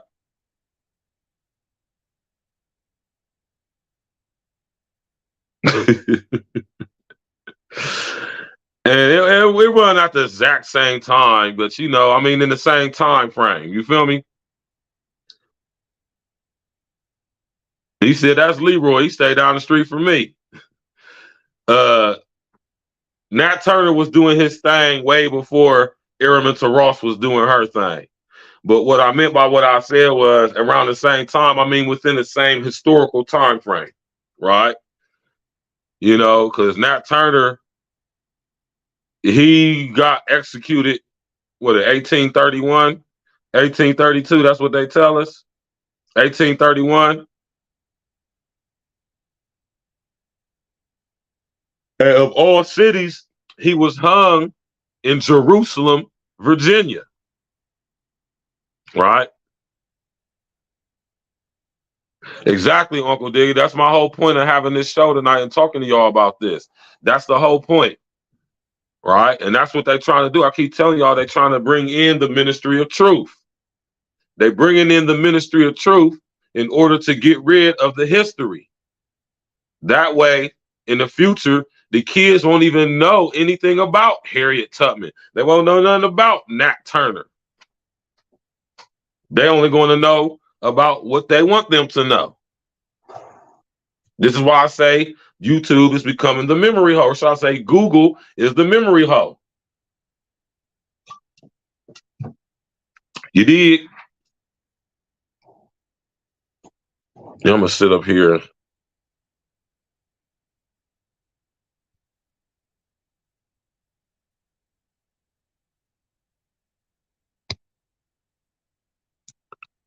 I just dropped the link, man. If any of y'all brothers want to come up, man, and add on, speak on it, ask a question. You hear me?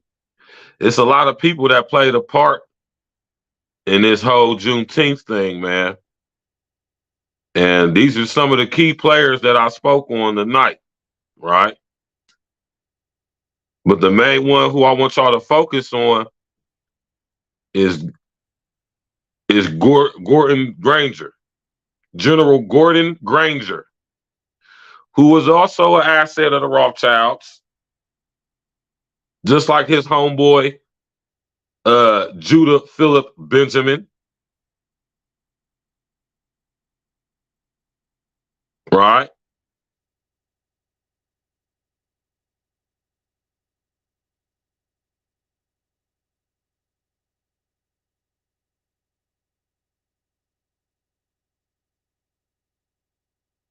right?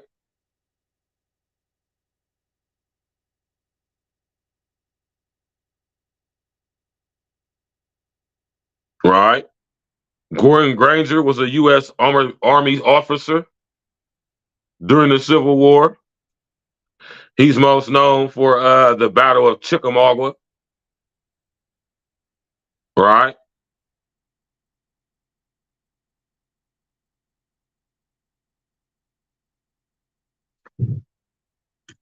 This stuff runs deep, man. You know, stuff go deep, man. You know, so when you talk about Juneteenth, right?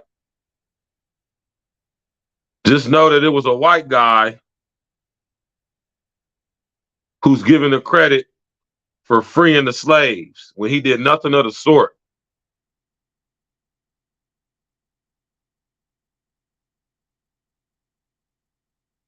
Exactly. Your hero wasn't nothing but a worker, man. That's all he was a goddamn it worker. Right? He had a boss, and there was the Rothschilds, right? So we got Gordon Granger, right? We got him.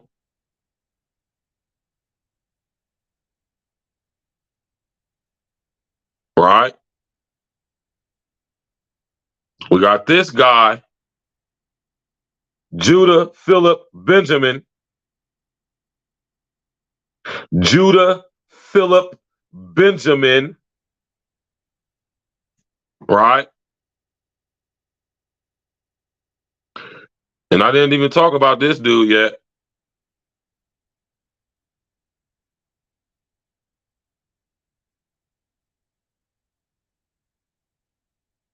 Right? Then we got this guy, William Sherman. Right? And another guy that I didn't bring up that had a big major role, a major role in the whole situation with Juneteenth was this guy.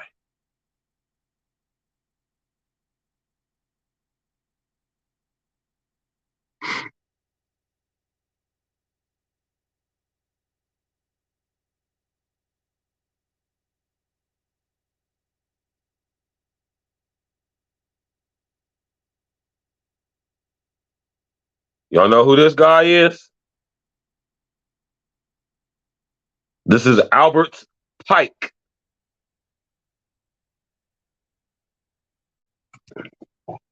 Albert Pike is credited as starting the Ku Klux Klan, but he didn't.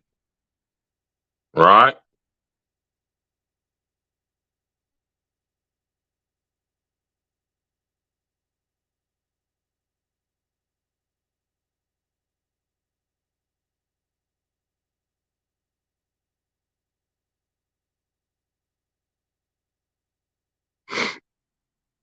Right?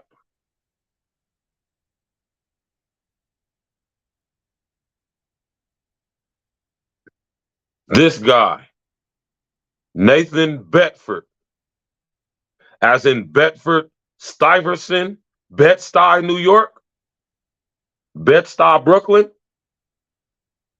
Nathan Bedford is credited as being one of the founders of the KKK. Right?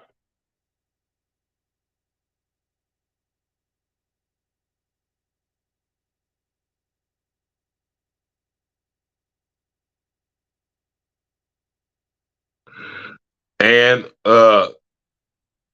also Albert Pike is credited as being a creator of the KKK as well. Right?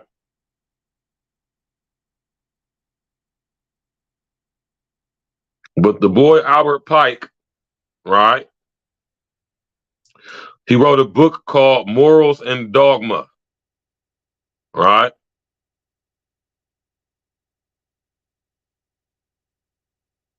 Y'all ever heard of it before?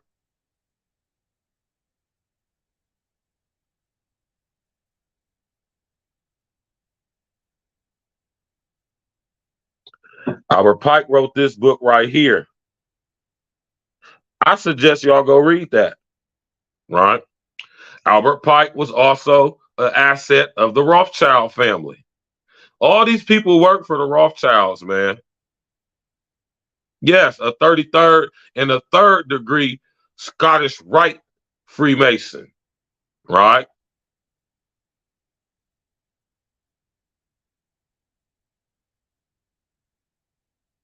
They tore down Christopher Columbus's statues, but they ain't tear his down, right? So it's a lot of people who played a role in Juneteenth coming into fruition, right? There's a lot of people who played major roles in the events that led up to Juneteenth, right? Yeah.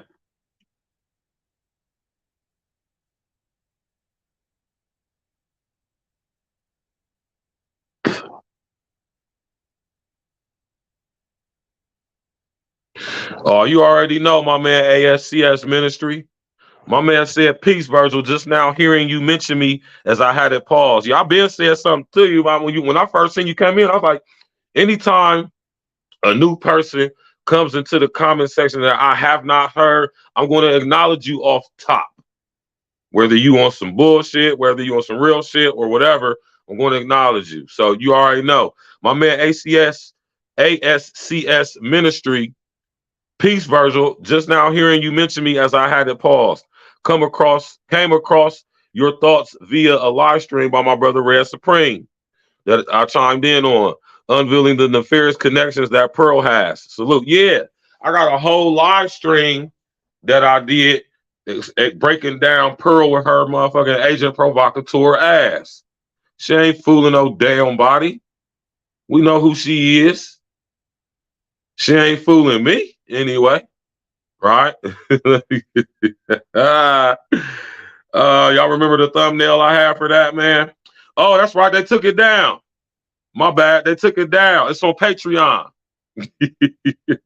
Yeah, they took that down, man. They weren't feeling that shit. You hear me? They took that joint down, man. You hear me? They took that joint down, man.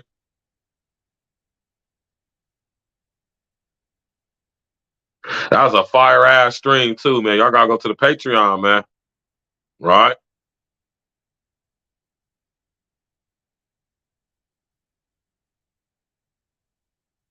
Let's do this right here. Yeah.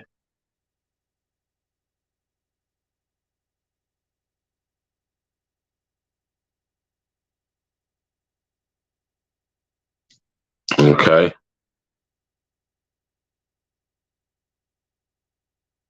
Hold on.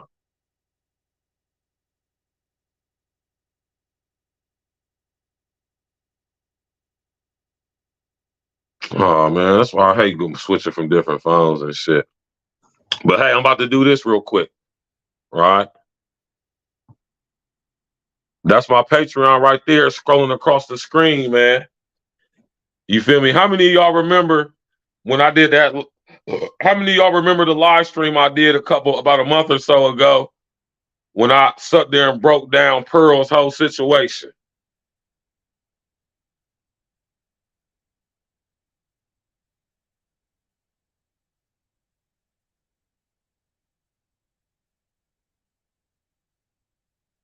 Okay, here we go. Well, damn.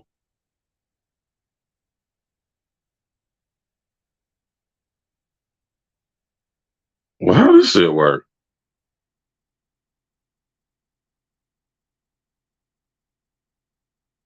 Hmm?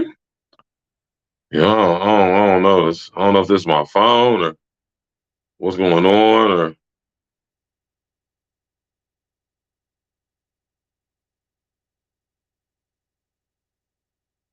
Let me see if this works.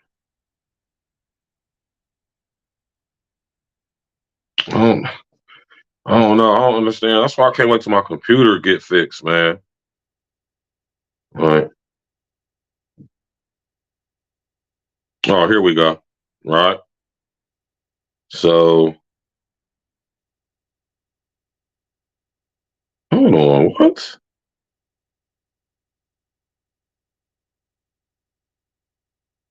So it's not letting me pull up some of my videos for a reason.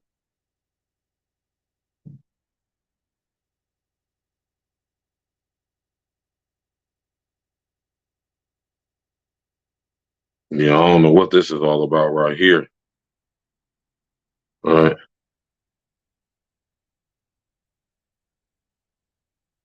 No, that's why, you know, sometimes you gotta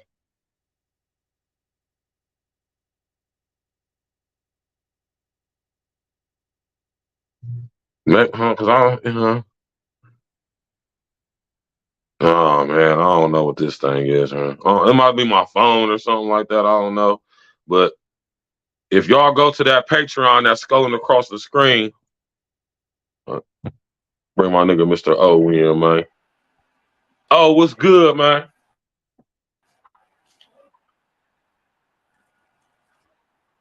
Oh, what's happening, Joe? Can you hear me? Yeah, it's like you need to turn your volume up or something, man.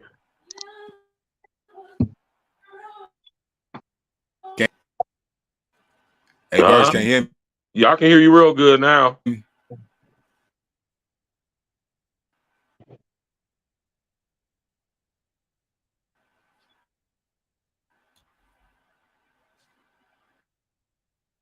What's going? Oh, what happened? Yeah, I don't know what's going on, Mr. O. You know, Mr. O, man, he be having. Oh shit, my nigga Mr. O be having that sun fuck going on, man.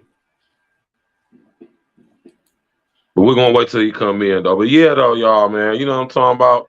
I just wanted to sit up there and show y'all. My God, delay. You said it's a delay?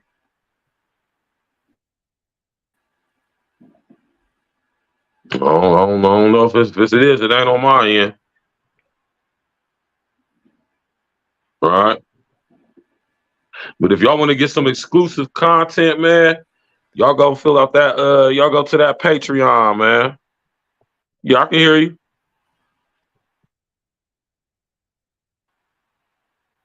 It gotta be on my end. I don't know what's going on with your connection over there, brother. But you know, y'all, he dropped out. Yeah, but y'all, man, listen. You hear me? Do your due diligence, man.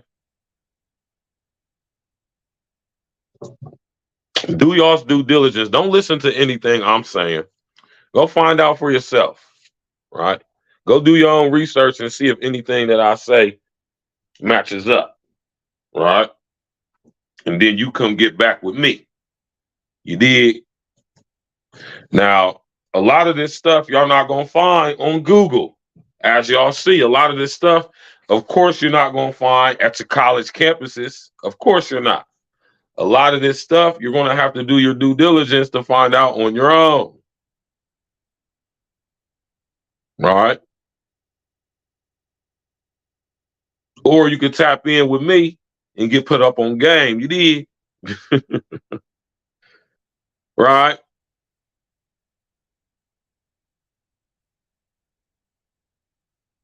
You know what I'm talking about?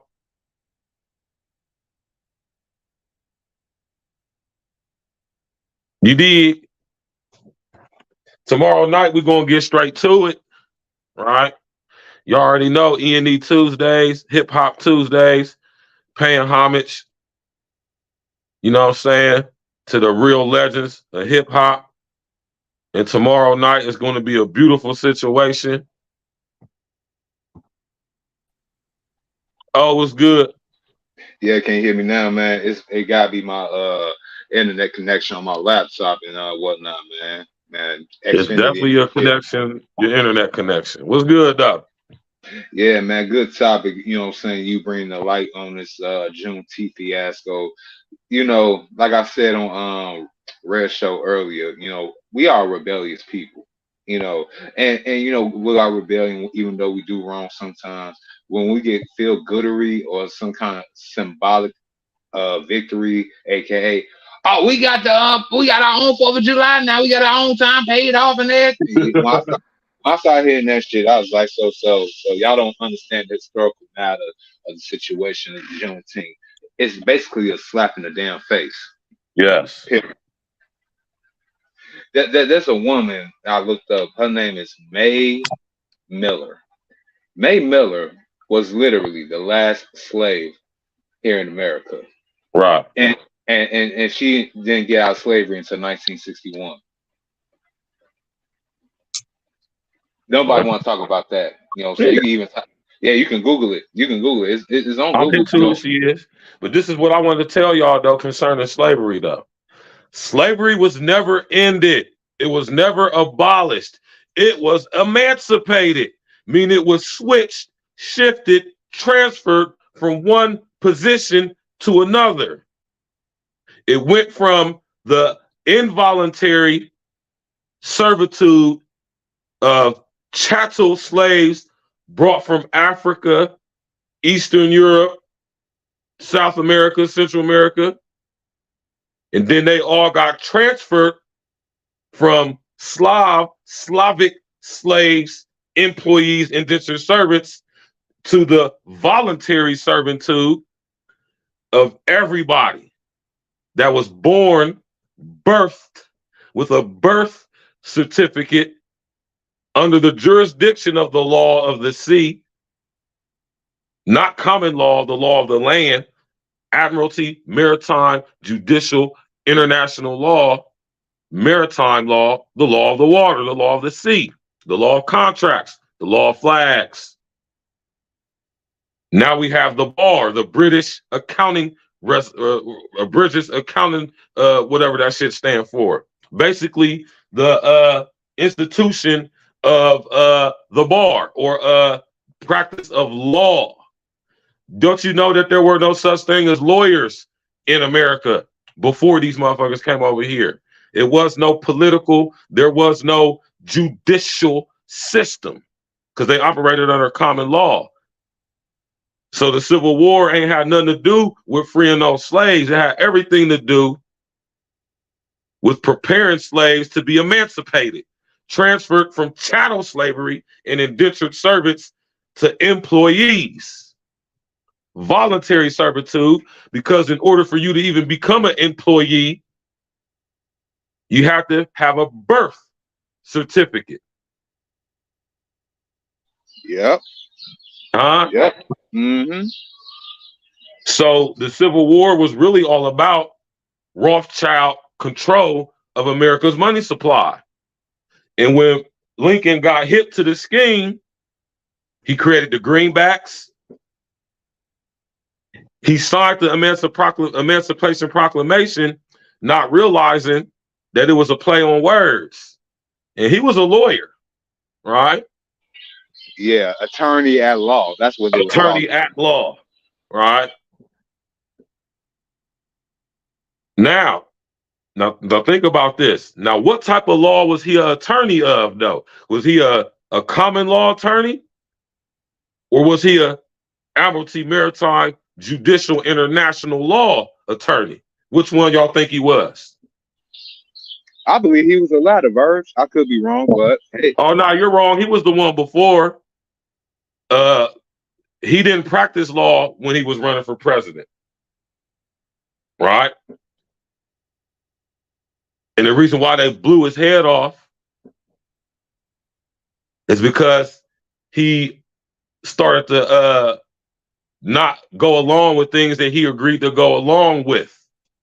Why you think in the period of like 3 or 4 years, Abraham Lincoln went from being this strapping, tall, handsome guy to looking like he about 90,000 years old? He was under a lot of stress. Yeah, I bet he was, you know, right? Sacrificing himself to them Kazarian demons every damn night. Yeah. So they hired their homeboy, John Wilkes Booth, or John Wilkes Botha. John Wilkes Botha, Gotha, Botha, Gotha, Saxe-Coburg, Gotha, Botha. Who are the Saxe-Coburg Gothas? The small hats. The small hat people. No, that's the British family. Are you talking about the Windsors? Oh, yeah. The so-called Windsors. They are the Saxe-Coburg Gothas. Botha is a play on Gotha. So what I'm saying is John Wilkes Booth is related to the British royal family. That's what I'm saying. Through the Spanish branch of the so-called Saxe-Coburg Gothas. They're all related, man. So slavery ain't had nothing to do, or the Civil War or the Emancipation Proclamation ain't had nothing to do with freeing no damn slaves. It had everything to do with acquiring land or merging North and South so that the Rothschild Khazarian demons can come in and get control of the money supply, which is what they did. So after they bodied Lincoln, who did they get to take over from Lincoln? The illiterate Andrew Johnson. Right, and he was an agent of the Rothschilds. Yo, I always want to figure out how did a motherfucker that he self-taught himself eventually, but still though, how the hell did this ignorant and racist asshole end up becoming the president of the United States and becoming the first impeached one, matter of fact? So they use you, then they toss you away when you're not useful no more. Right, and it's the reason why they do that, so they can control information and how it's put out, and also to incite and put fear in motherfuckers. Oh, you think you're going to go against us? You see what happened to old Abe, right? Oh, Honest Abe, right? See what happened to him, right? Hell, in modern times, look at the Black Panther Party. See, that's what y'all get for trying to be Marxist assholes. The same thing happened to them. Right. Same thing happened. Same play, different time, man. And what it is that they've been using the same plays for so long. Guys like me, we can see this shit. We can put this shit together, right? So when we're talking about emancipation, we're talking about the transferring from indentured servants and chattel slaves, all of them being transformed into citizens of the new republic, the Constitution of the United States of America, not for the United States of America, but of it. Big difference. And it all went from us being indentured servants or chattel slavery to everybody being voluntary servitude, tax debt slaves that can be taxed. That's all the Emancipation Proclamation was all about, the transferring from slaves to employees or debt slaves, which is why you got a birth certificate, which is why you have a social security number. I was just about to say that, Virgil. Yeah. All right. This is all a demonic, hexagonal, tetragrammatical structure system, right? Now, think about this when you talk about courts and stuff, because all this got to do with courts and establishing courts over here, right? Now, think about this. You be summoned to court, to the bench or the bank, the banco, right? This is a very demonic system. And when you figure out how all this shit works together, you be like, damn. You hear me? And the only way you could be summoned to a court is if you are a demon, because only demons can be summoned.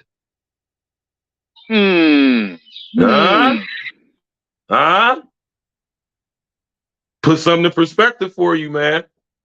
Right? Now you can get an idea why now they're talking about cloning and making synthetic humans. Yo, this is like King Solomon when he had control all them damn demons and shit. He used to summon them motherfuckers. Yes. Only demons can be summoned. So when you get a subpoena to go to court in front of the banco, the bench, a bench warrant. Now, this is a very demonic system, man. You hear me? And the same people who was running it in the times of Yeshua, the Sanhedrin, they're running it to this day. They're just called Rothschilds. My man OG say, people are waiting for the mark of the beast and don't realize they were born with one. Social security number. Like, what the fuck? Right? Now, as far as it being etched in your forehead or your wrist, prophecy has yet to be fulfilled, right? But your social security number, those red numbers, the Syria red and numbers and letters on the back of your social security card, that's you on the stock market. Go ask any reputable stockbroker to run these numbers and see what they come up with. That's your ass on the worldwide stock exchange.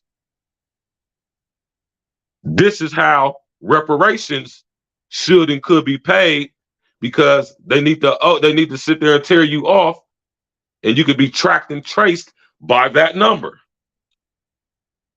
This is why they're doing away with Social Security. This is why everything that's happening since these times, since 1865, that's why everything is happening now, right? And they want to disenfranchise Black people, indigenous, Aboriginal people, because they are in debt to us. We're not in debt to them. They're in debt to us. And what's the best way to rid yourself of a debt you ain't trying to pay? Get rid of the debtors. Get rid of the people you in debt to. And this is why they came up with the prison industrial complex. Mm-hmm. Very successful, started by the Rothschilds in the early 20th century. You know what I'm saying? The public school system. A public school system. Yeah. Go on, Virg. So y'all hear me keep referencing the Rothschilds because they're the most powerful family on earth that we know about. Now, notice I said we know about. There's some people who we don't know about running shit too, like the Bogdanovs or the Sassoon family. Y'all know who the Sassoons are, right? If we don't look good, you don't look good. What about the non-unknown men over there in Middle East? You know what I'm saying? A lot of people don't know about. Yeah, you mean the crypto Jews, the fake ass Arabics that are really Khazarian demons, the House of Saud. Yeah, they're really Khazarians. They're not Arabic. They're not Muslim. They're Khazarian demons. They're crypto Jews. Muslims posing and fronting like they Jews, or should I say, Khazarian demons posing and fronting like they Muslim or Arabic. How many of y'all know that Arabic is a dialect of Hebrew? Yeah, because they descend from the tribe of Ishmael. You know what I'm saying? They Shemites, but they're not they're not Hebrews. Whoa, hold on, wait. I said that wrong. They descended from Ishmael. Right. They are Shemites, but see, I need to stop. I need to lay off the bus sometime. I know you will know. You gonna go ahead and finish for me, Bird. Right.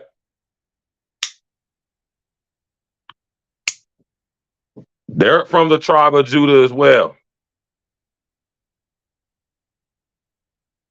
Yeah, make sure you do that, man. It's scrolling across the screen, man. You feel me? Go subscribe to that Patreon, man. Number $5, man. That's the only tier I got on my Patreon. I ain't trying to sit up here and bust y'all's head open, man. You feel me? Just $5, $5 little funky $5. When I put some more exclusive content on there, I'll put it on different tiers. You know what I'm saying? I ain't trying to bust nobody's head, man. We all out here trying to make it. You know what I'm talking about? But today's price ain't going to be tomorrow. I'm just messing with you. Right? So I want y'all to do y'all's due diligence. I want y'all to like I tell y'all, question everything, man. Especially what you hear from me. I don't just be believing what I'm saying because it sounds like I know what I'm talking about. Go check that shit out. Make sure it stack up and match up. You know what I'm saying? I ain't gonna tell you no bullshit. I ain't gonna speak on nothing that I don't know about, but at the same time, do your due diligence. That's all a part of being a journalist, right? Doing your due diligence, connecting the dots, right? And that's a key skill that is not taught anymore. They don't teach us how to connect dots. They don't even teach critical thinking in school anymore. That was the whole point, you know what I'm saying? Especially us black boys that you know, like me, got ADHD. They just call it, it's talking about you just you don't want to sit down and learn and all that. I'm like, no, that shit bullshit y'all teaching us. Even as young kids, we ain't trying to hear that bullshit. Even when y'all put them fucking placebo pills in us and took away recess, we still want to try and hear that bullshit. And that's the reason why majority of your U.S. cities with what a plethora of black males is frustrated, because we are sick and tired of hearing this bullshit. And it's only so long that this stuff is going to last, man. You know what I mean? Like I'm saying, especially, see, it was a double-edged sword when these people allowed us to have access to the internet, right? And now you can get an idea of why what's going on, especially now, is going on. Too much information to too many people. You start to find out who we are, start to find out what we did. Ghost ban, shadow ban. Make goofy, ignorant motherfuckers talking about goofy, ignorant shit popular, right? So we can avoid and prevent people from actually listening to content that's actually worth listening to and actually going to put them up on game about who we are, right? That's why I say it's like a double-edged sword. You feel me? But fortunately for them, human beings are stupid motherfuckers, man. And easily duped and controlled by their lust, not just for sex, but for power, authority, money, and so forth and so on, right? So, you know what I mean? I want y'all to understand that when y'all tap in with me, man, y'all probably going 9 times out of 10 hear some shit you ain't never heard before, right? And it's not that nothing special about me. I just happen to do my due diligence on top of being blessed with the gift of discernment and the sight to see from the Most High, right? So, you know what I mean? It ain't like I'm just like somebody that I know something y'all don't know, or not. It ain't nothing like that. I don't want y'all to get it twisted. Lance Parker, what it do, man? Right? And everything happened for a reason. So when you think about Juneteenth was the catalyst event for why everything is able to continue like how it is today. Now, here we all are debt slaves. We all are in some type of debt, whether it be student loans, medical debt, tax debt, whatever the situation may be, you owe some type of money, right? Most of us, not all of us, but the overwhelming mass majority. This is another form of slavery. That's why they're giving out all those predatory loans to sink and link you to the system. And giving you these hope with these dumbass internet jobs that gonna scam you in the long run. You know what I'm saying? Yeah, I find it crazy that they trying to go ahead and finesse you into not going to college, but not just making you taking training courses like data entry and fake you know what I'm saying, doing the same ploy just on the internet now. Yeah, that's all. Right? And like I said, if you're going to go to college, let it be for something to do with infrastructure. It would be a good idea to learn to be a electrical engineer.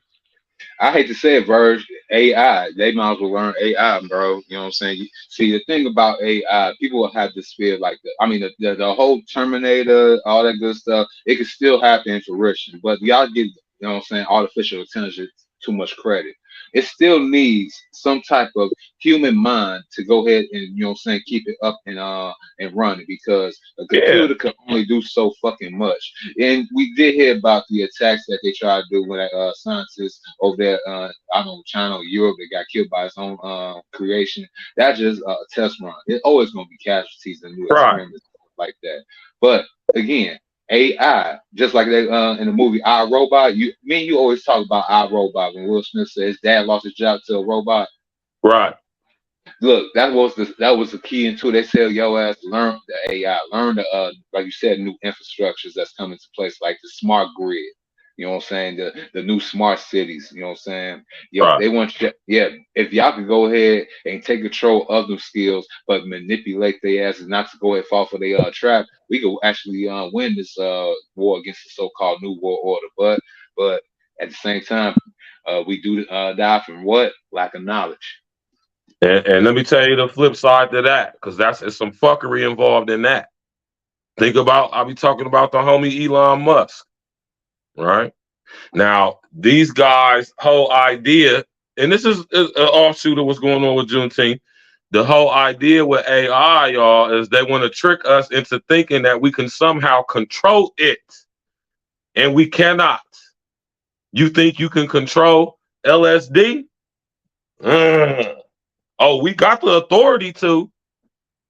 Or should I say we've been given the power, but do you got the authority?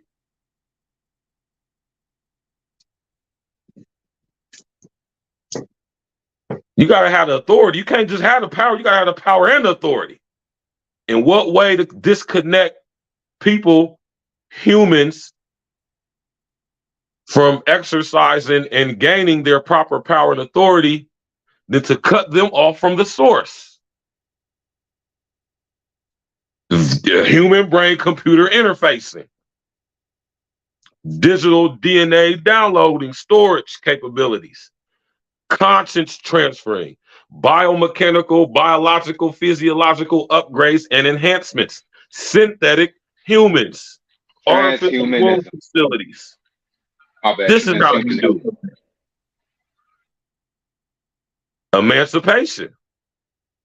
The restructuring, redesigning of new slaves. It went from experimenting on us humans. Now they don't even need us anymore.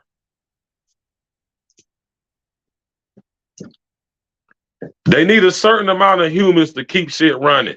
Under 500 million. It's currently 9+ billion people on planet Earth right now. Just to let y'all know, right? So when y'all thinking about Juneteenth, emancipation, being made into a new design slave, now the new design slave is going to be through synthetic humans. And after that, or while that, or also with that, being synced and linked to the metaverse via human brain computer interfacing. This is why we got the LGBTQ, LMNOP barbecue committee agenda, to confuse people about gender so they grow up in a society and be used to it that has no gender. The metaverse. How you gonna be able to tell if the person you're interacting with in the metaverse is actually a man or a woman? How could you tell? That's the thing you won't. And this is the whole reason why we being preemptively programmed for all of this shit. So Juneteenth actually was the catalyst event that led us right to where we at right now. And there you have it. Tomorrow night we got fucking E&E Tuesdays, Hip Hop Tuesdays. You dig? And we definitely paying homage and respect to this brother right here, Chicago's very own. You feel me? Chicago's very own, my nigga Twister. All right? So make sure y'all tap in tomorrow night, 7 p.m. We getting straight to it. Ain't nothing to it but to do it. And you know we're going to do it like we used to it, right? Mr. O, you got some words you want to say in closing, bruh? Yes, you know, Mr. O, man, he need to get that. I keep telling you, need to get that connection together, man. Maybe it's all them damn illegal immigrants over there up in Chicago, man. Yeah, man. Yeah, it is. It is. I said maybe it's all them goddamn illegal immigrants taking up all the damn extra Wi-Fi and shit, fucking up the connection and shit, man. Well, you know, I'm in Inglewood, man. They ain't give us no good shit. You know what I'm saying? Y'all got them Mexicans out there, them Latinos, Central South America out there in your hood? What? Man, I told you on Red Show, bro, too many times. Yo, man, literally, Inglewood used to be all black, like literally about 10 years ago. Now you come around this motherfucker, it's half Spanish, well, half black, quarter white, and another you know, saying 35% in growing is a Latino population, bro. Yeah, they come and taking that shit back.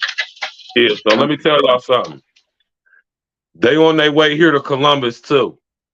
As I ride around my city since I've been home, I've noticed a major influx of cartas. I noticed, and this is why I say I fuck with my nigga Red, man. Listen, I've been noticing Mexican body shops popping up, north side, east side, west side, south side. They really heavy out west and really heavy up north. And out this way too, where I stay at in Whitehall. Listen, if you was to ride up the street from where I stay at right now on Main and Country Club, you got the taco spot right here. You got Me Mexico right here. You got the ice cream shop right here. You go around the city of Columbus and all you see is Mexican food trucks everywhere. That's how you know they're on the way. Right? All these new apartments that they putting up in the middle of nowhere, out on the outskirts. I'm paying attention, and I know all about UN Agenda 2030. I know what's going on. In Columbus, oh, listen, Ohio is a red state, but Columbus is a blue city in a blue district, and we are a sanctuary city. So Ain't that fucked up? Ain't that fucked up?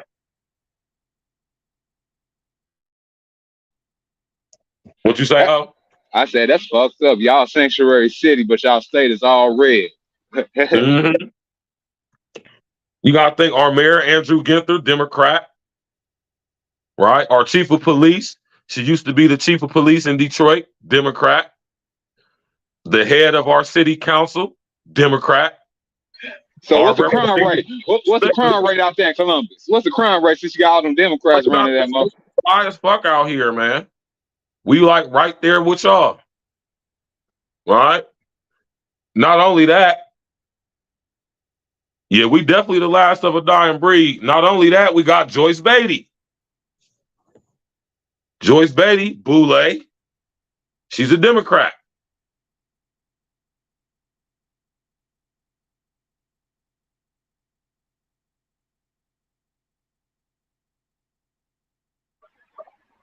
Right? Congresswoman Joyce Beatty, Ohio 3rd District. Right? Democrat. Joyce Beatty sat up there and got sprayed by the police during the riots and shit. Huh? Yeah, I gotta do my research on her. I never heard of her before. Oh, yeah. Dude, Joyce Beatty, man. She's Boulay. Right? Of course she is. Right? Let me get the her sorority for y'all.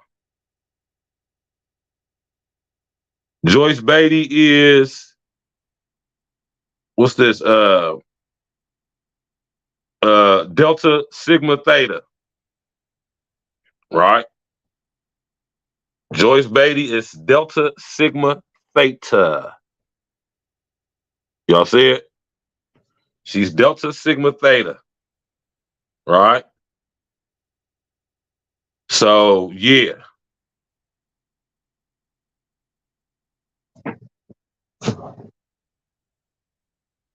That's her and Brandon right there. Oh, Skin Mask Joe. Right? Huh? They sprayed Joyce Beatty with pepper spray at the riots. I don't mean to laugh, man, because it's not funny. Yes, All it right? is. Yes, it is. It served her ass right, though. You thought that you was going to be exempt, Joyce, baby? Not at all. All right. So you got anything you want to say in closing? Oh, man, we got to get up out of here, man.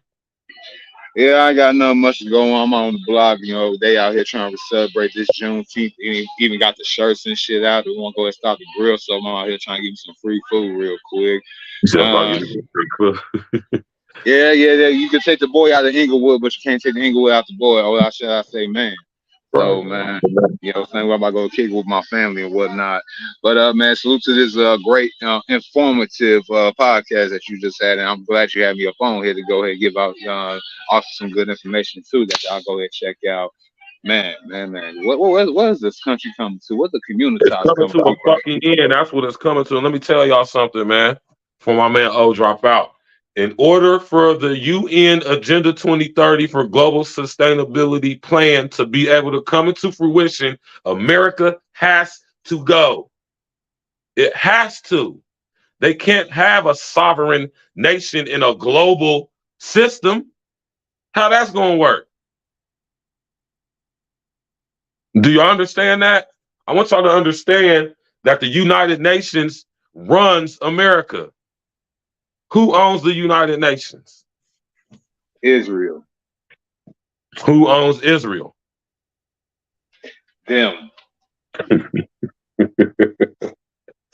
Israel is literally the fiefdom.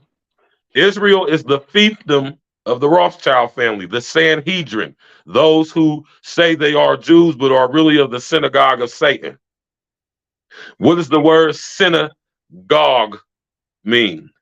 It's two words, synagogue.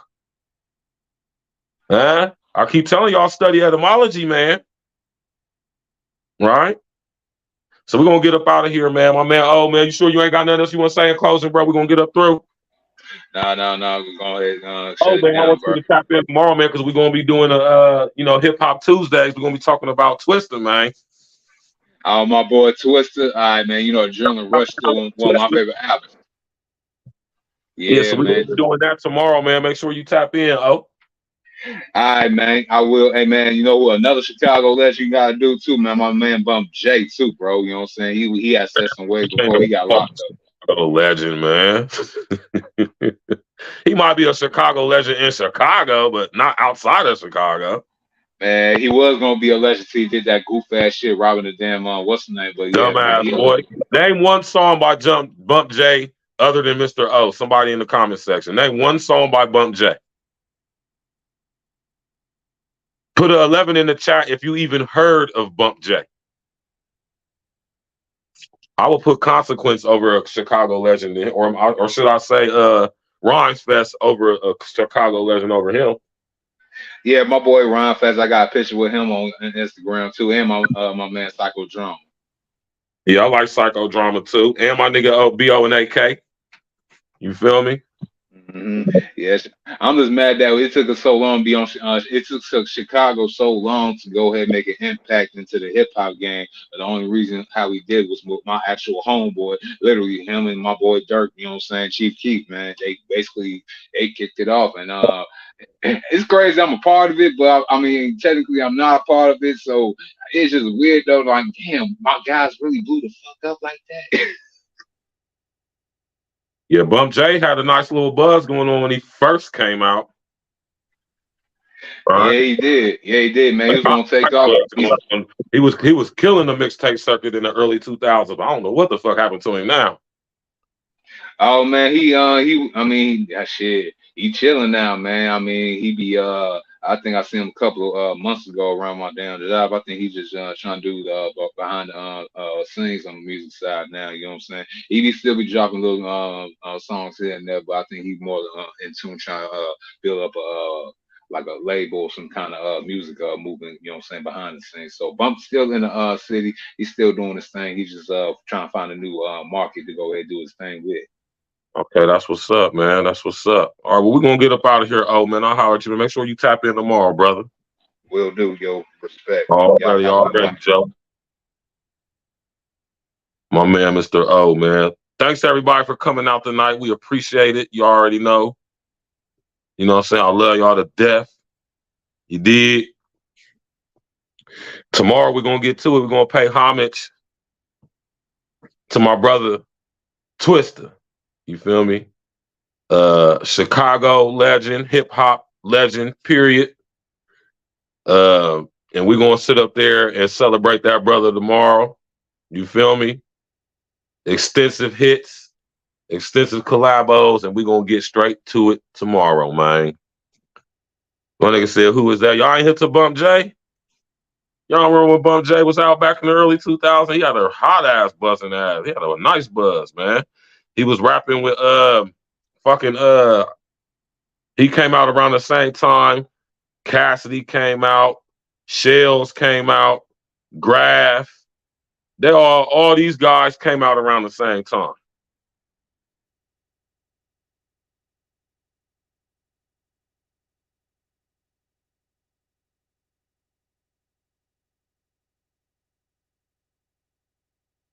Yeah, man, he had a hot ass buzz back in the day, man, and then that nigga got bagged and shit. That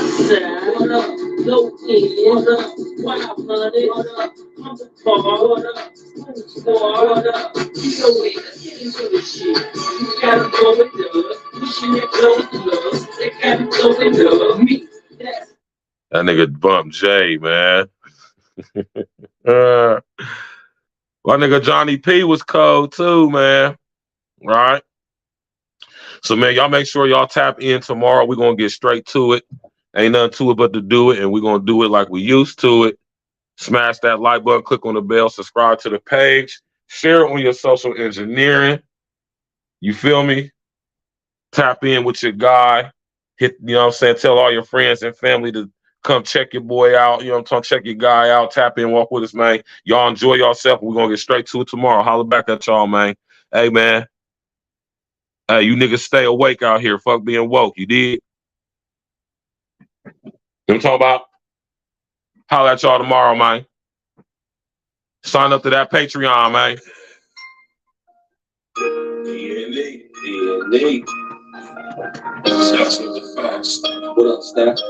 I got my man, this is the guarantee on the track. This is the guarantee. Yeah. We bringing this message to you fake little niggas. Gotta wake these niggas up. Y'all out there spreading the lies and falling victim to this propaganda. Niggas believe it. Talk to these niggas. Hey, old niggas be surrounding me daily. So I dance around like my name was Alvin. Hey, old niggas be surrounding me daily. Alarm clock, fatal one. I'm the wake up. Old niggas be surrounding me daily. So I dance around like my name was Alvin. Hey, old niggas be surrounding me daily. Alarm clock, fatal one. I'm the wake up. Set the alarm, wake you up from the slumber. With an airy face, won't take it, y'all dudes, but people don't pay any attention. Immediately, get away from the history. A lot of times these broke niggas be really sleep. Shit, the price on a nigga's life is extra real. Only the real for my niggas. We all only we made a living eating these rappers, nigga. Bon appetit. Yeah, me and my brethren be down for the cause. We gotta come together and tear down all these boys. In the illusory thought lines like racism and bring light to the world, just like the Baptist. The congregation spoke. These niggas ain't who they claim they be. A bunch of Peter pop off. Niggas really be lazy. Anytime you at war, it's gonna be casual. The more we come together, it's easy to beat the enemy.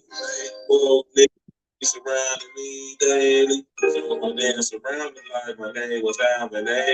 Whoa, niggas be surrounding me daily. Alarm clock, wait a month, time to wake them up from up. Hey, whoa, niggas be surrounding me daily. So my dance around them like my name was Alvin. Hey, whoa, niggas be surrounding me daily. Alarm clock, wait a month, time to wake them up. Alarm clock to the woke. Time to wake them up. The main initiative should be to get your cake up.